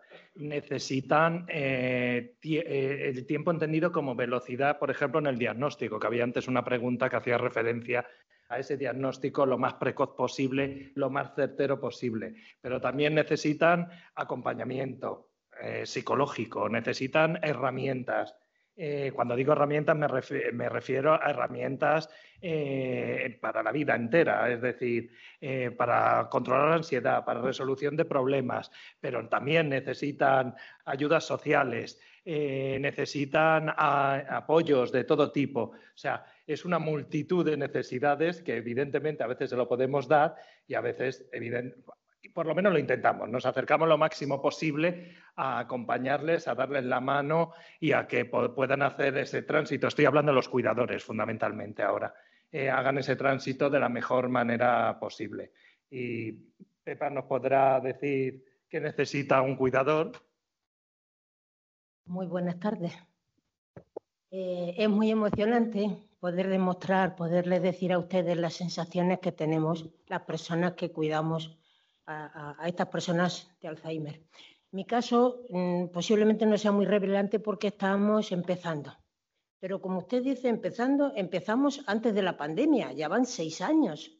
Y sin embargo el camino va muy despacito, pero cada día descubres una cosa nueva. Entonces hay veces que nosotros como cuidadores no lo... Yo todavía, le decía a Alberto la semana pasada, toda la semana nos vemos, en la fundación y es una maravilla, de verdad, es como una vacuna. Los compañeros es que nos da una alegría de vernos y es cierto, ¿no? Y entonces yo le comentaba, digo, Alberto, es que últimamente yo pensaba que al principio tu marido tiene Alzheimer. Ah, pues mira, vaya sorpresa. Pero no te das cuenta el pozo que tienes ahí. Lo estás viendo poquito a poquito, poquito a poquito, poquito a poquito. Entonces ahora ya cuando ya le digo que estamos empezando, pero yo ahora mismo pienso que a veces me falta la paciencia. En mi cabeza, en mi cerebro, pienso, pero ¿cómo es posible que mi marido con lo ordenó que ha sido toda la vida? Y le tengo que decir, nene, pero ya te vas a ir a la calle así, chiquillo, si eso es de estar en casa. ¿Y qué me pongo? Pues vente para acá. Te pones esto, te pones aquello. Entonces, cuando tú estás así un poquito, no lo terminas de entender en tu cabeza, no sé si yo me explico, no lo terminas de asimilar. Eso que, y usted lo ha dicho, esto es lo que tenemos ahora. Nuestra pregunta siempre, ¿verdad, Alberto? Siempre decimos, Alberto, el final, o sea, el camino que nos queda. Claro, eso es una pregunta que nos hacen siempre en la primera consulta, siempre. ¿Y esto cómo va a ir? ¿Y esto cómo va a evolucionar? Y eso, claro, esa respuesta no la tenemos. Y luego, mira, perdonad, una cosa que y Alberto lo sabe mejor que yo, las personas que están en nuestra reunión, a la reunión que yo asisto, yo creo que soy la jovencita. O sea, hay personas... Está hablando de unas reuniones que estamos trabajando Soledad no deseada. Es un proyecto que está teniendo la Fundación Alzheimer España junto con el INSERSO. Es un proyecto que se llama Soledad no deseada y ella es una de las participantes. Pero hay personas de 80 años, creo, recordamos, me imagino. Que... No. No, ni yo no. De momento yo tampoco, pero no me queda mucho. Es verdad. Pero lo que yo le digo es que ahora mismo, usted lo tiene que saber, seguro se lo comentan, la incertidumbre de estas personas que tienen 80 y algo, es decir, ¿y si a mi mujer le pasa algo? O sea, si a mí me pasa algo antes que a ella, ¿qué hago? ¿Qué hago yo? ¿Qué hacen con mi mujer? ¿Dónde va a parar? O sea, se traen una... Y es cierto, hay una película ahí en la cabeza tan grande que precisamente la ayuda que a la reunión que estamos comentando es imprescindible. Es de verdad, es una vacuna. Yo me voy a mi casa, me voy contenta. Pero como bien dice mi compañera, la doctora y demás, que también has introducido el tiempo, es verdad que muchas familias a nosotros lo que nos transmiten, claro, yo les dedico más tiempo, puedo dedicarles tiempo.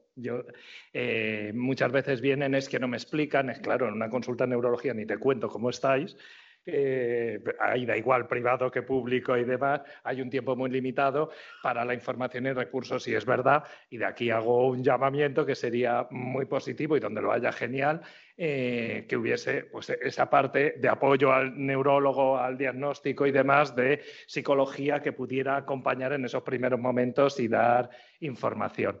Pero a ti, ¿qué es lo que más te ha ayudado, Pepa? Para entender la enfermedad. Las reuniones vuestras.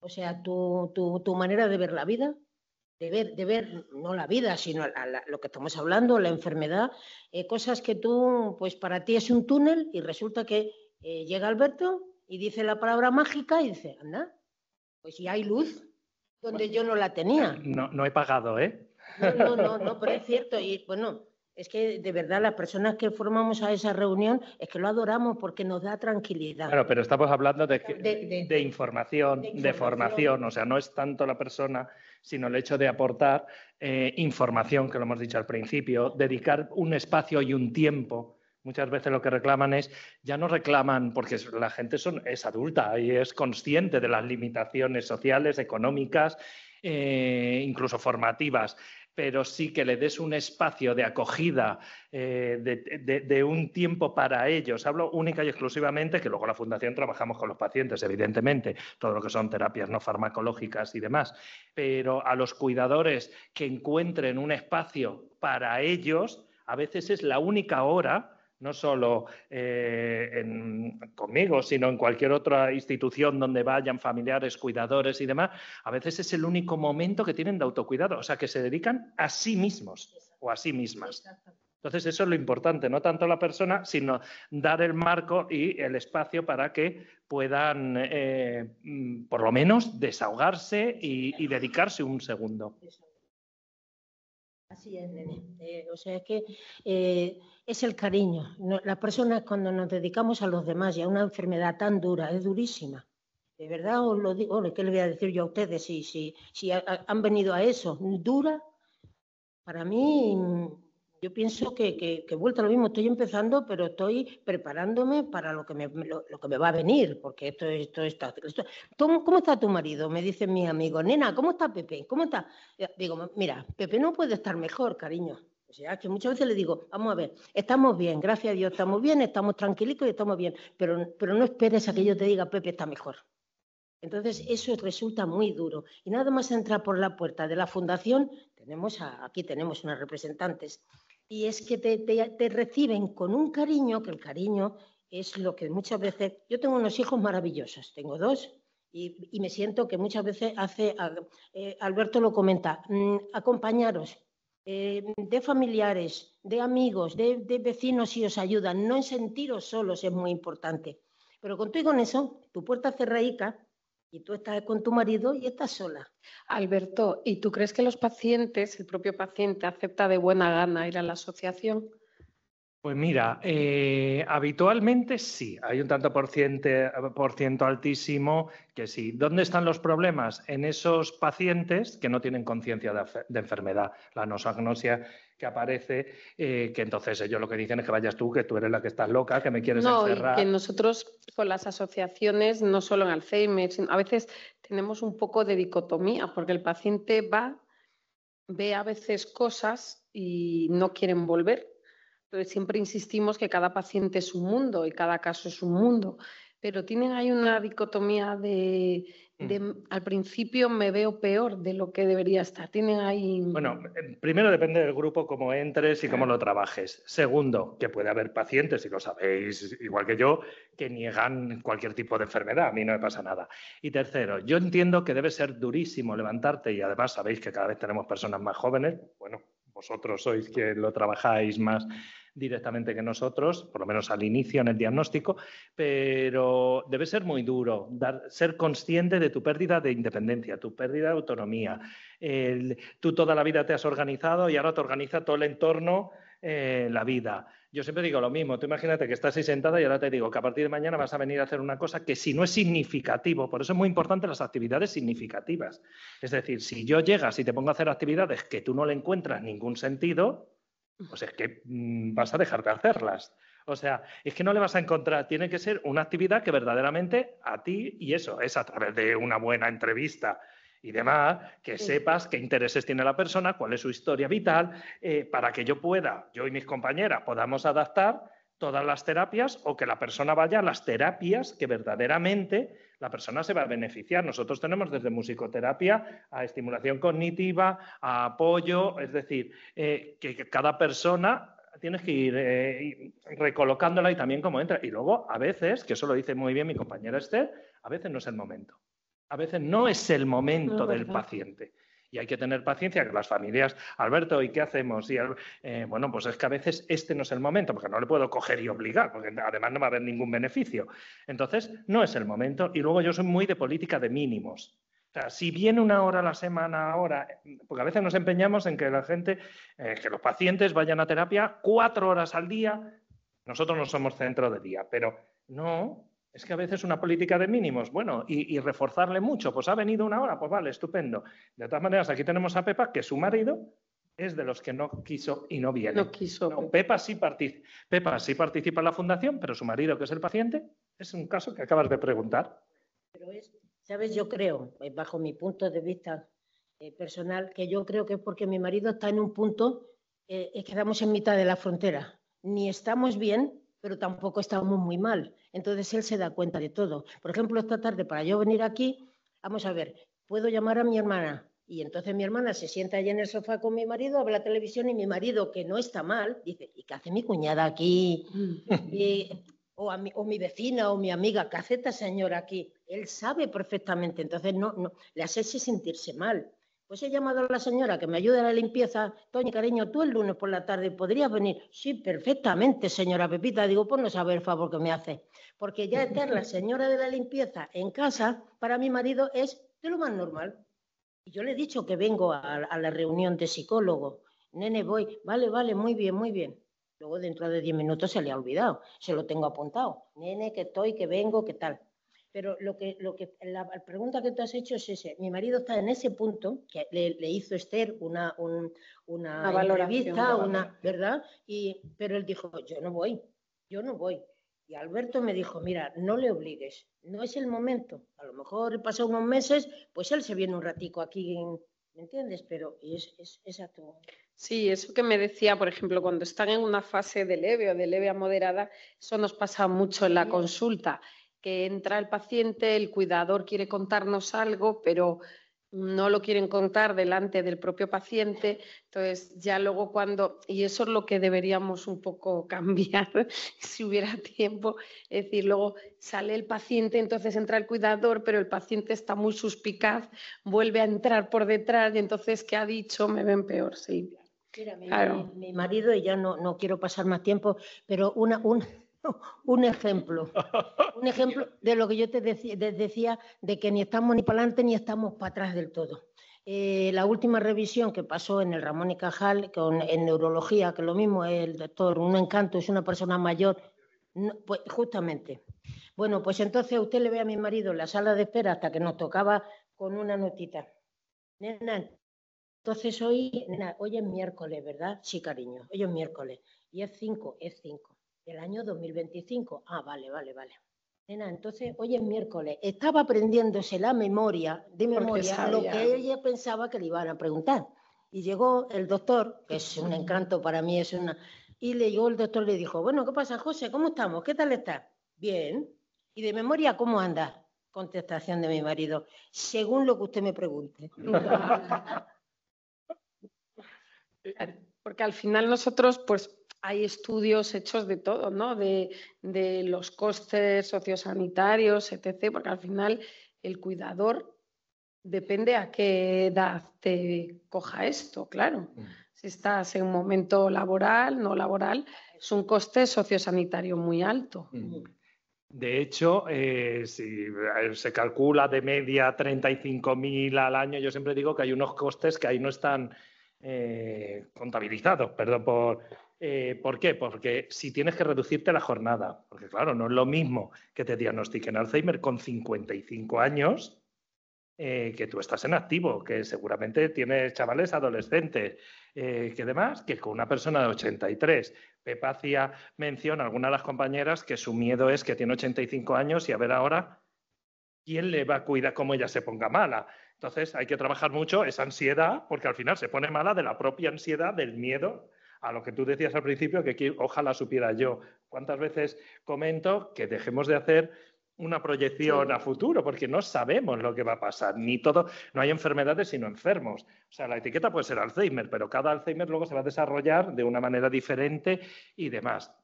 Los costes son tremendos, o sea, a nivel humano, a nivel económico y a nivel social. Vosotros en consulta a los neurólogos y demás, es que más tiempo no se puede dedicar, y además la familia luego muchas veces de reconocer que sí que se quejan. Es que claro, yo quiero hablar con el neurólogo, yo quiero entrar, pero entonces entra y pasan dos cosas.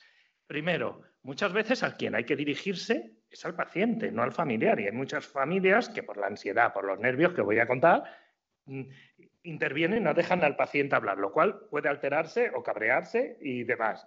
Eso por un lado. Luego hay pacientes que tienen una suspicacia tremenda desde el principio. De hecho, yo tengo algún caso que siempre hablando conmigo, ¿y por qué hablas con Alberto? ¿Y por qué no sé qué? Es decir, o sea, que ahí yo entiendo que vosotros, además de ir muy limitados con el tiempo... Sí, hay como un miedo a la incapacitación, ¿no? Desde que entran en la consulta hay mucho miedo a que se les nombre incapaz. Claro. No sabrán el tanto y tal, pero ellos saben que no... Pues su marido era consciente de ello. Mi marido sí. Lo que pasa es que no te lo demuestra. No te pregunta, nena, ¿pero qué me está pasando? ¿Por qué me olvido? No, simplemente, bueno, nena, ¿y de tabaco cómo andamos? Digo, yo no fumo. Tú sabrás tu tabaco, yo no fumo.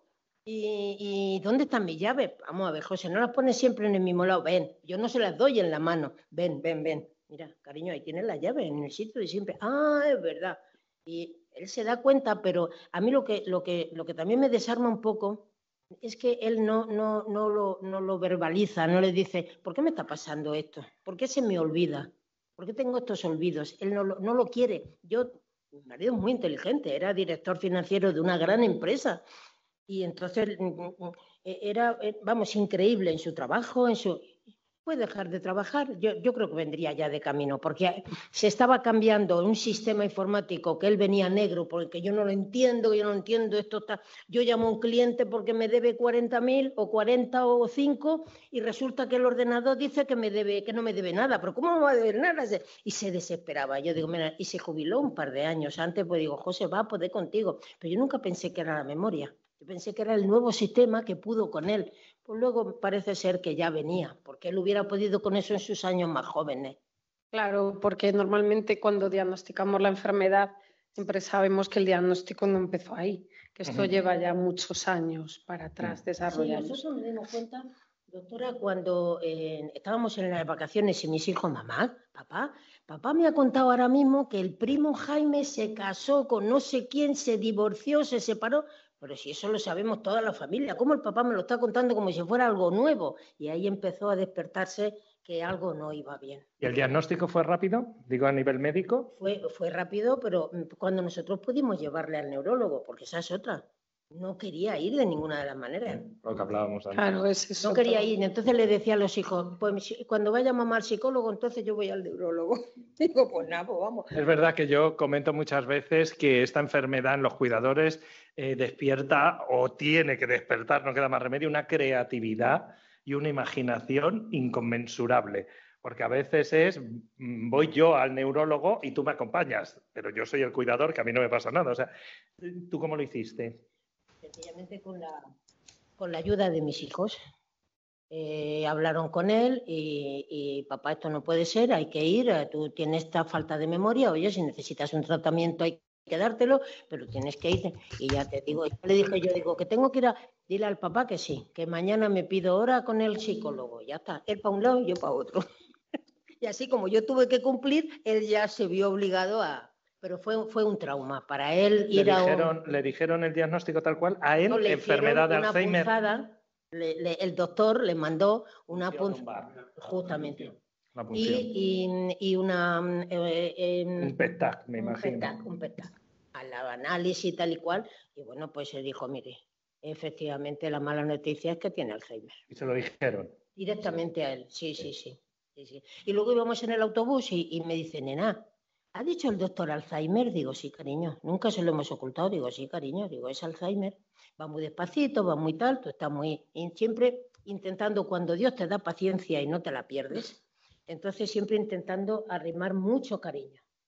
Muchísima paciencia y mucho cariño. Ahora esa paciencia se pierde. La última, que esto es muy cortito, no sé qué, hablando de la ropa de la calle, digo, nene, digo, te has cambiado esto, perfecto, digo, porque te has dejado el pantalón de la calle. Sí, les entra un poquillo el que te agobio.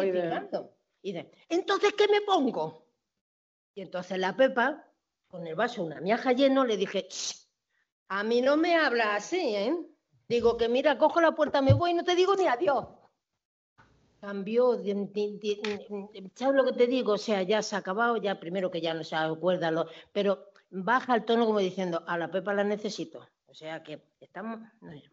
Claro, nosotros normalmente los pacientes con un deterioro cognitivo y el Alzheimer en particular tienen como dos motivos de ingresos más frecuentes. Uno es, bueno, pues en fases avanzadas por neumonías aspirativas, por mal manejo de secreciones, úlceras, escaras, pero otro de los grandes porcentajes de ingresos por claudicación familiar.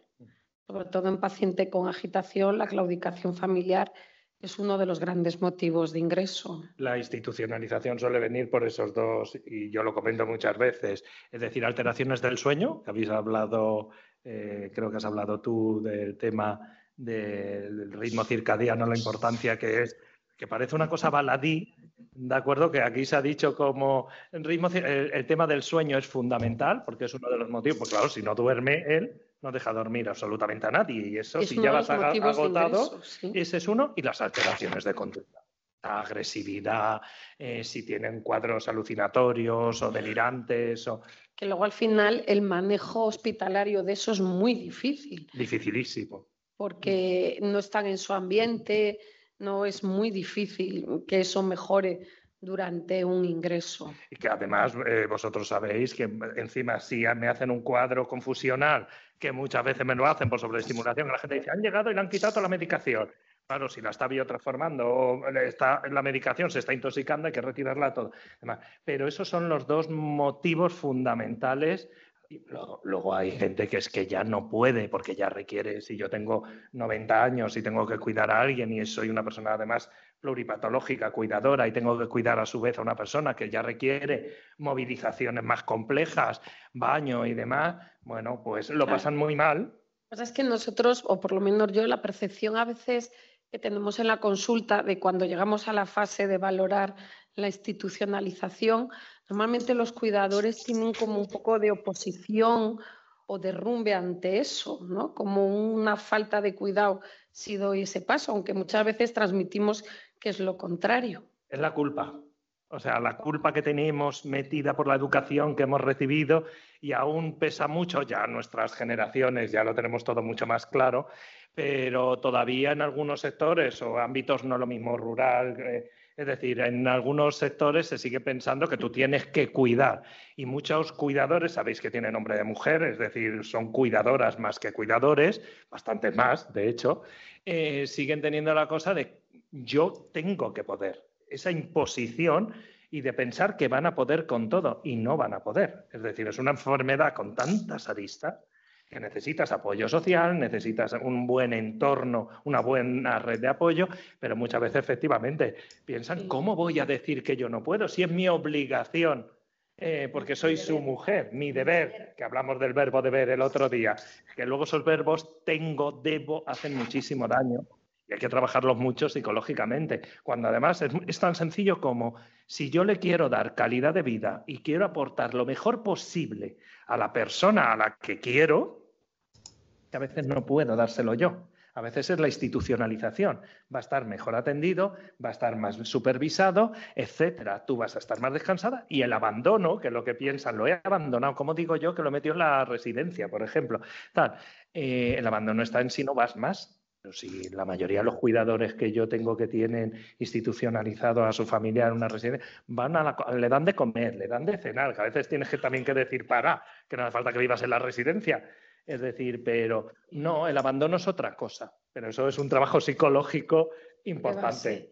Y luego, siempre unas dudas que nos quedan a nosotros en consulta es, ¿se les explica bien o tienen facilidad para lo que son la ley de dependencia, las ayudas, a dónde tienen que acudir, etc.? En eso siempre es bueno que vayan a servicios sociales y se asesoren. ¿De acuerdo? Es verdad que hay mucho jaleo, porque empezamos a equivocar. Discapacidad, que es un tanto por ciento. Dependencia, que son grados. Y entonces, discapacidad, que te da ventajas en el IRPF, a partir de... No me voy a enrollar. Pero sí que cuesta explicar, porque además no todos tenemos ni los mismos recursos intelectuales, ni todos, aunque seas, yo qué sé, ingeniero, matemático. Bueno, te puedes comprender mejor el lenguaje, pero si no te has movido nunca en este campo, y es verdad que es lioso. Pero cada vez están más informados, cada vez lo llevan. Por ejemplo, desde nosotros en la Fundación, lo que hacemos es, desde salida, ¿tienes ley de dependencia? No, derivación a servicios sociales, porque tampoco lo que tenemos que hacer los profesionales es meternos unos en los trabajos del otro y al final esto no es una segunda, tercera, cuarta opinión, porque al final a la quinta no sabes ni lo que te han dicho. Que hay gente que es muy amiga también de buscar muchísimas opiniones. Entonces, lo mejor es que derives al sitio adecuado. Pues si tiene que ir a neurología, neurología. Si tiene que ir a psicología, psicología. Si tiene que ir a servicios sociales. Entonces, la verdad es que la gente está bastante informada y si no, para eso estamos las instituciones. En este caso, la Fundación Alzheimer. Luego hay asociaciones familiares de Alzheimer en casi todas las provincias, en casi todas las ciudades. Y nosotros siempre recomendamos, y yo personalmente, que llevo toda la vida en esto, en residencias, en centros de día y demás, es que haya, si puede haber información a ese nivel en las instituciones, bien, pero que no se nos olvide que están servicios sociales y que es mejor que derives, tú le asesoras y le acompañas. Vale. Y normalmente cuando llegamos a la fase final de la enfermedad y el paciente fallece, ¿el cuidador suele seguir en la asociación? Pues mira, me alegro que me haga usted esta pregunta. Pues tenemos de todo. Hay gente que se da de baja inmediatamente de la fundación, de socio y demás, que está absolutamente en su derecho. Seguramente hay gente que el mero hecho, y aquí ahora hablo absolutamente como psicólogo, pero el mero hecho de que me pasen el recibo me recuerda a los 8 o 10 años que he pasado de angustia. O sea, que también hay que empatizar en los motivos. Es decir, quiero salir de esto. Ahora hablo de los hijos. Yo tengo grupos con hijos, grupos con cónyuges de todas las edades. Entonces, muchas veces es ya tanto dolor, ¿vale? Hay otros que es que, bueno, pues estoy en la fundación como, bueno, pues porque estoy aquí porque tiene Alzheimer. Si ya no está, se dan de baja.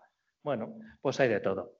Hay de todo. No te sabría decir un tanto por ciento. Aquí tengo una compañera que seguro sabría mejor que yo, ¿vale? Que es más de administración, pero no hay un tanto por ciento, pero sí, mucha gente se da de baja cuando esto, si me lo permitís, es un compromiso vital y social. Pero entiendo que a veces el dolor y el querer pasar página y no volverte, nunca mejor dicho, hablando de Alzheimer, no volverte a acordar de lo que has pasado, hace que tú bloquees cualquier tipo de información. ¿Tú, Pepa, qué? No, yo me estaba...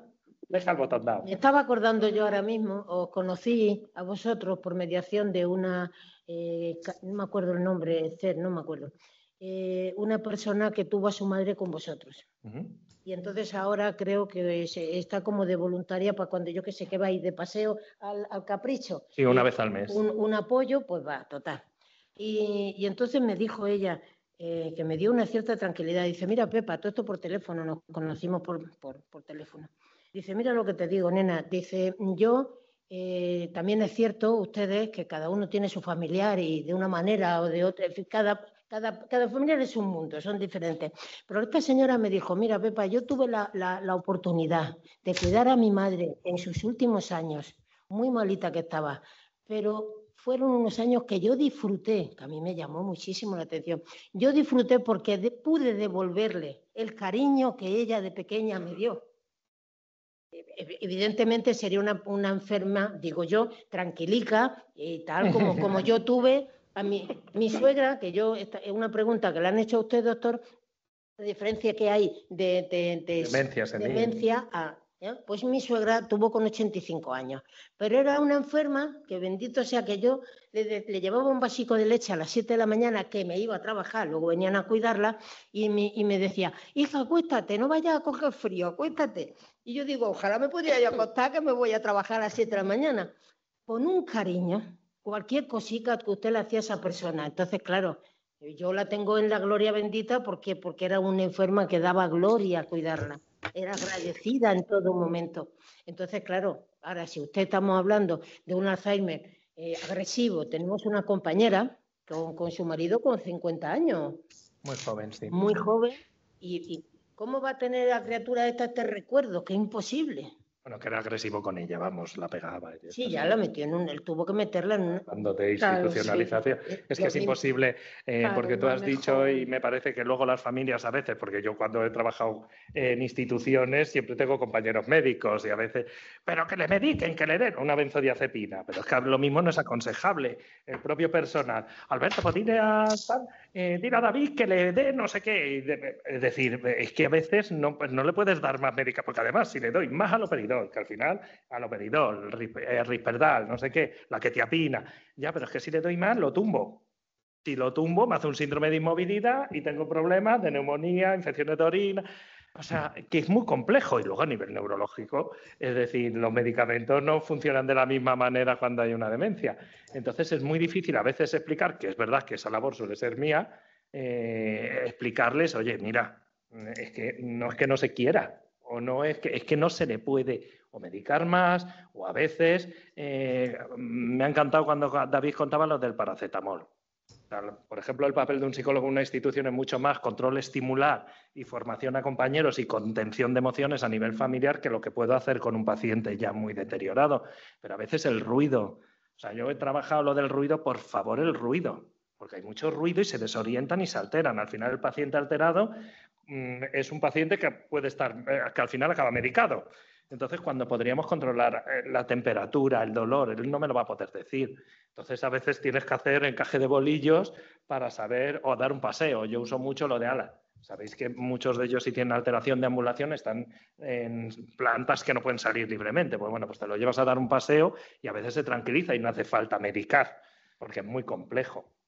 Sí, sí que es verdad que hay mucha diferencia entre el paciente que está en casa, el que da el paso de ir a centro de día, estimulación cognitiva, hay mucha diferencia en el manejo. Sí la hay. Y, sí, es esencial. Y todas las estadísticas dicen que los familiares que tienen más información, hablando de qué necesitan, porque salen perdidísimos de vuestras consultas, o sea, salen con estado de shock.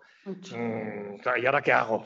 ¿Vale? ¿Y esto qué es? Porque muchas veces esto es un problema de memoria. No, el Alzheimer es mucho más que un problema de memoria, pero salen muy perdidos y demás. Entonces, todas las estadísticas dicen que los familiares que tienen más información, más formación desde el principio, el curso de la enfermedad lo llevan de una manera, diría, menos tóxica para ellos y menos dañina. O sea que...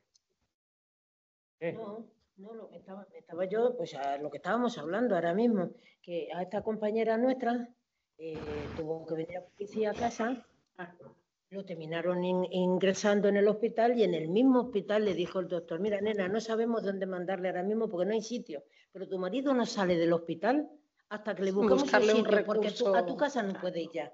Nena, tenía que ir por la noche y poner una silla en el candaí, en el para hacer porque le agredía, o sea, sí, como porque tienen físicamente... Alberto, es que él no conocía, no te reconocía como tu mujer. No, eres una extraña que está en su casa que le quiere agredir. Es decir, está ahí en un cuadro. Dentro de que me gustaría, si vamos a ir acabando ya y demás, me gustaría acabar un poquito más optimista. ¿De acuerdo? Es decir, eso son, no voy a decir excepciones rarísimas, pero vamos, por favor, que no hay enfermedades sino enfermos, cada uno evoluciona de una manera distinta, cada vez es mayor el control, tanto estimular como farmacológico, tanto como psicológico, terapéutico, cada vez hay mayor control, las familias y la sociedad cada vez está más sensibilizada, porque hasta un farmacéutico puede ayudar a un diagnóstico, me refiero a que lo mande. Oye, qué raro que se está... Pero que hoy día sabemos mucho de la enfermedad, se está investigando más que nunca, se está invirtiendo porque es una gran pandemia, evidentemente las cifras así lo dicen, y hombre, se puede trabajar bastante bien y que la persona esté lo más tranquila posible y con la terapia no farmacológica sobre todo ralentizar esas primeras etapas de la enfermedad, que es donde la persona aún puede tener bastantes niveles de autonomía. Incluso cuando se decide institucionalizar, ya en las propias residencias cada vez están como más especializados, tienen un manejo ya muy distinto de cómo eran. Yo creo que hay muy mala prensa porque las malas noticias, pero eso no pasa con todos. Es decir, si pasa algo en una guardería, parece que todas las guarderías. Si pasa algo en un hospital, parece que todos los hospitales.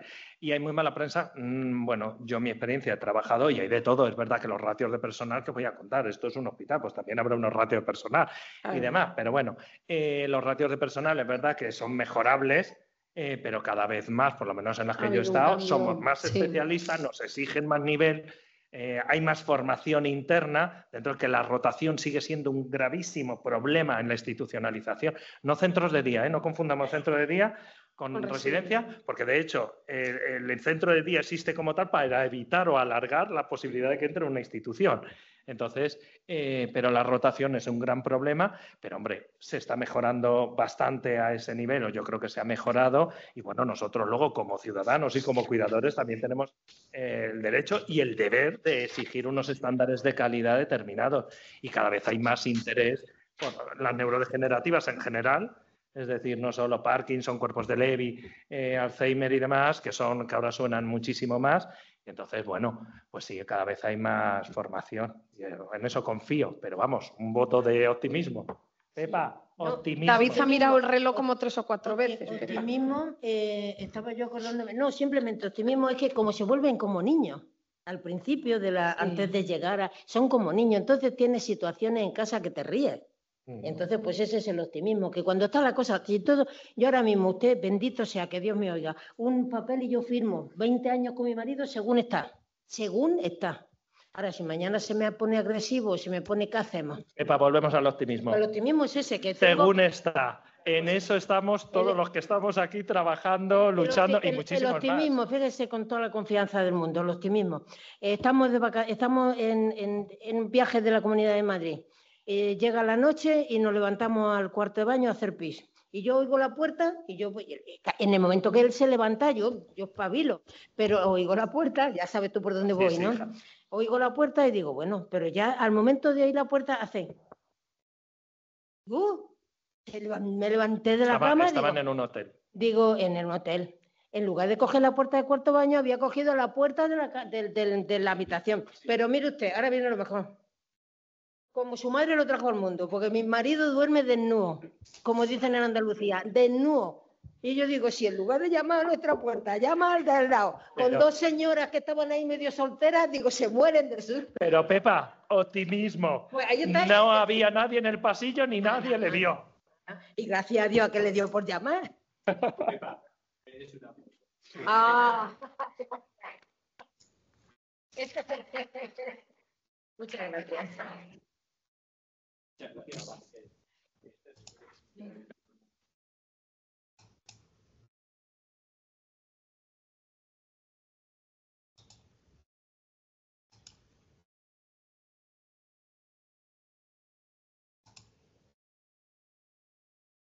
Minutos para terminar la jornada. Pepa, la verdad es que he aprendido mucho, que he aprendido casi como en un congreso, te lo digo de verdad. No, el estar al otro lado de la mesa no es fácil. Me explico, que nosotros estamos a un lado de la mesa y los pacientes y los cuidadores están al otro. A veces estar al otro lado de la mesa es importante para tener la visión de los dos lados, ¿no? Y estas reuniones sirven para las dos cosas. Y por eso hemos querido que viniera un cuidador, porque a los profesionales nos gustaría tener este tiempo, 3/4 de hora con un cuidador para ver su experiencia, para ver qué es lo que pasa, pero obviamente es imposible. Entonces, veríamos 2 pacientes al día y nuestros gestores no están por aquí, pero se pondrían nerviosos. Entonces, a nosotros nos ayuda para ver su punto de vista, siempre intentar mejorar nuestra actitud profesional y sobre todo con la esperanza. Yo creo que hemos puesto encima de la mesa de que estemos ante un cambio en el paradigma de la enfermedad de Alzheimer. Confiemos en que los próximos años, los próximos 5 o 10 años, pues el paciente con enfermedad de Alzheimer no tenga demencia, fijaros lo que os digo, sino que consigamos con las diferentes terapias mantenerle, aunque sea con un deterioro cognitivo, pues a largo plazo, 3, 4, 5, 6 años y convertirlo en una enfermedad crónica como han convertido otras enfermedades como el cáncer o el VIH o alguna cosa de este tipo, ¿no? Ojalá, esa por lo menos es mi esperanza.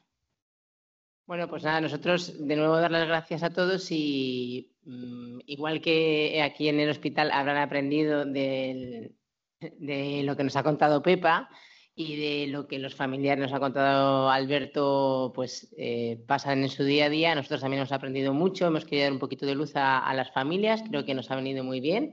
Insisto en que creo que este tipo de alianzas entre la parte social y la parte médica son importantes para ayudar al final a vosotros, que sois pues los cuidadores y enfermos de Alzheimer. Y nada más, muchas gracias a todo el equipo técnico, a todo el equipo Quirón y a mis compañeros por haber participado y en especial aquí sí que vuelvo a decir lo que ha dicho David, a Pepa, porque esta enfermedad tiene mucho estigma y también vamos a luchar porque esto vaya reduciéndose poco a poco y por dar la cara y no avergonzarnos de tener una enfermedad de la que no hay que avergonzarse, ¿vale? Entonces, estos pasos, Pepa, son muy importantes. Eres ahí una pionera, sí. Así que yo terminaría con un aplauso hacia ella y muchas gracias a todos.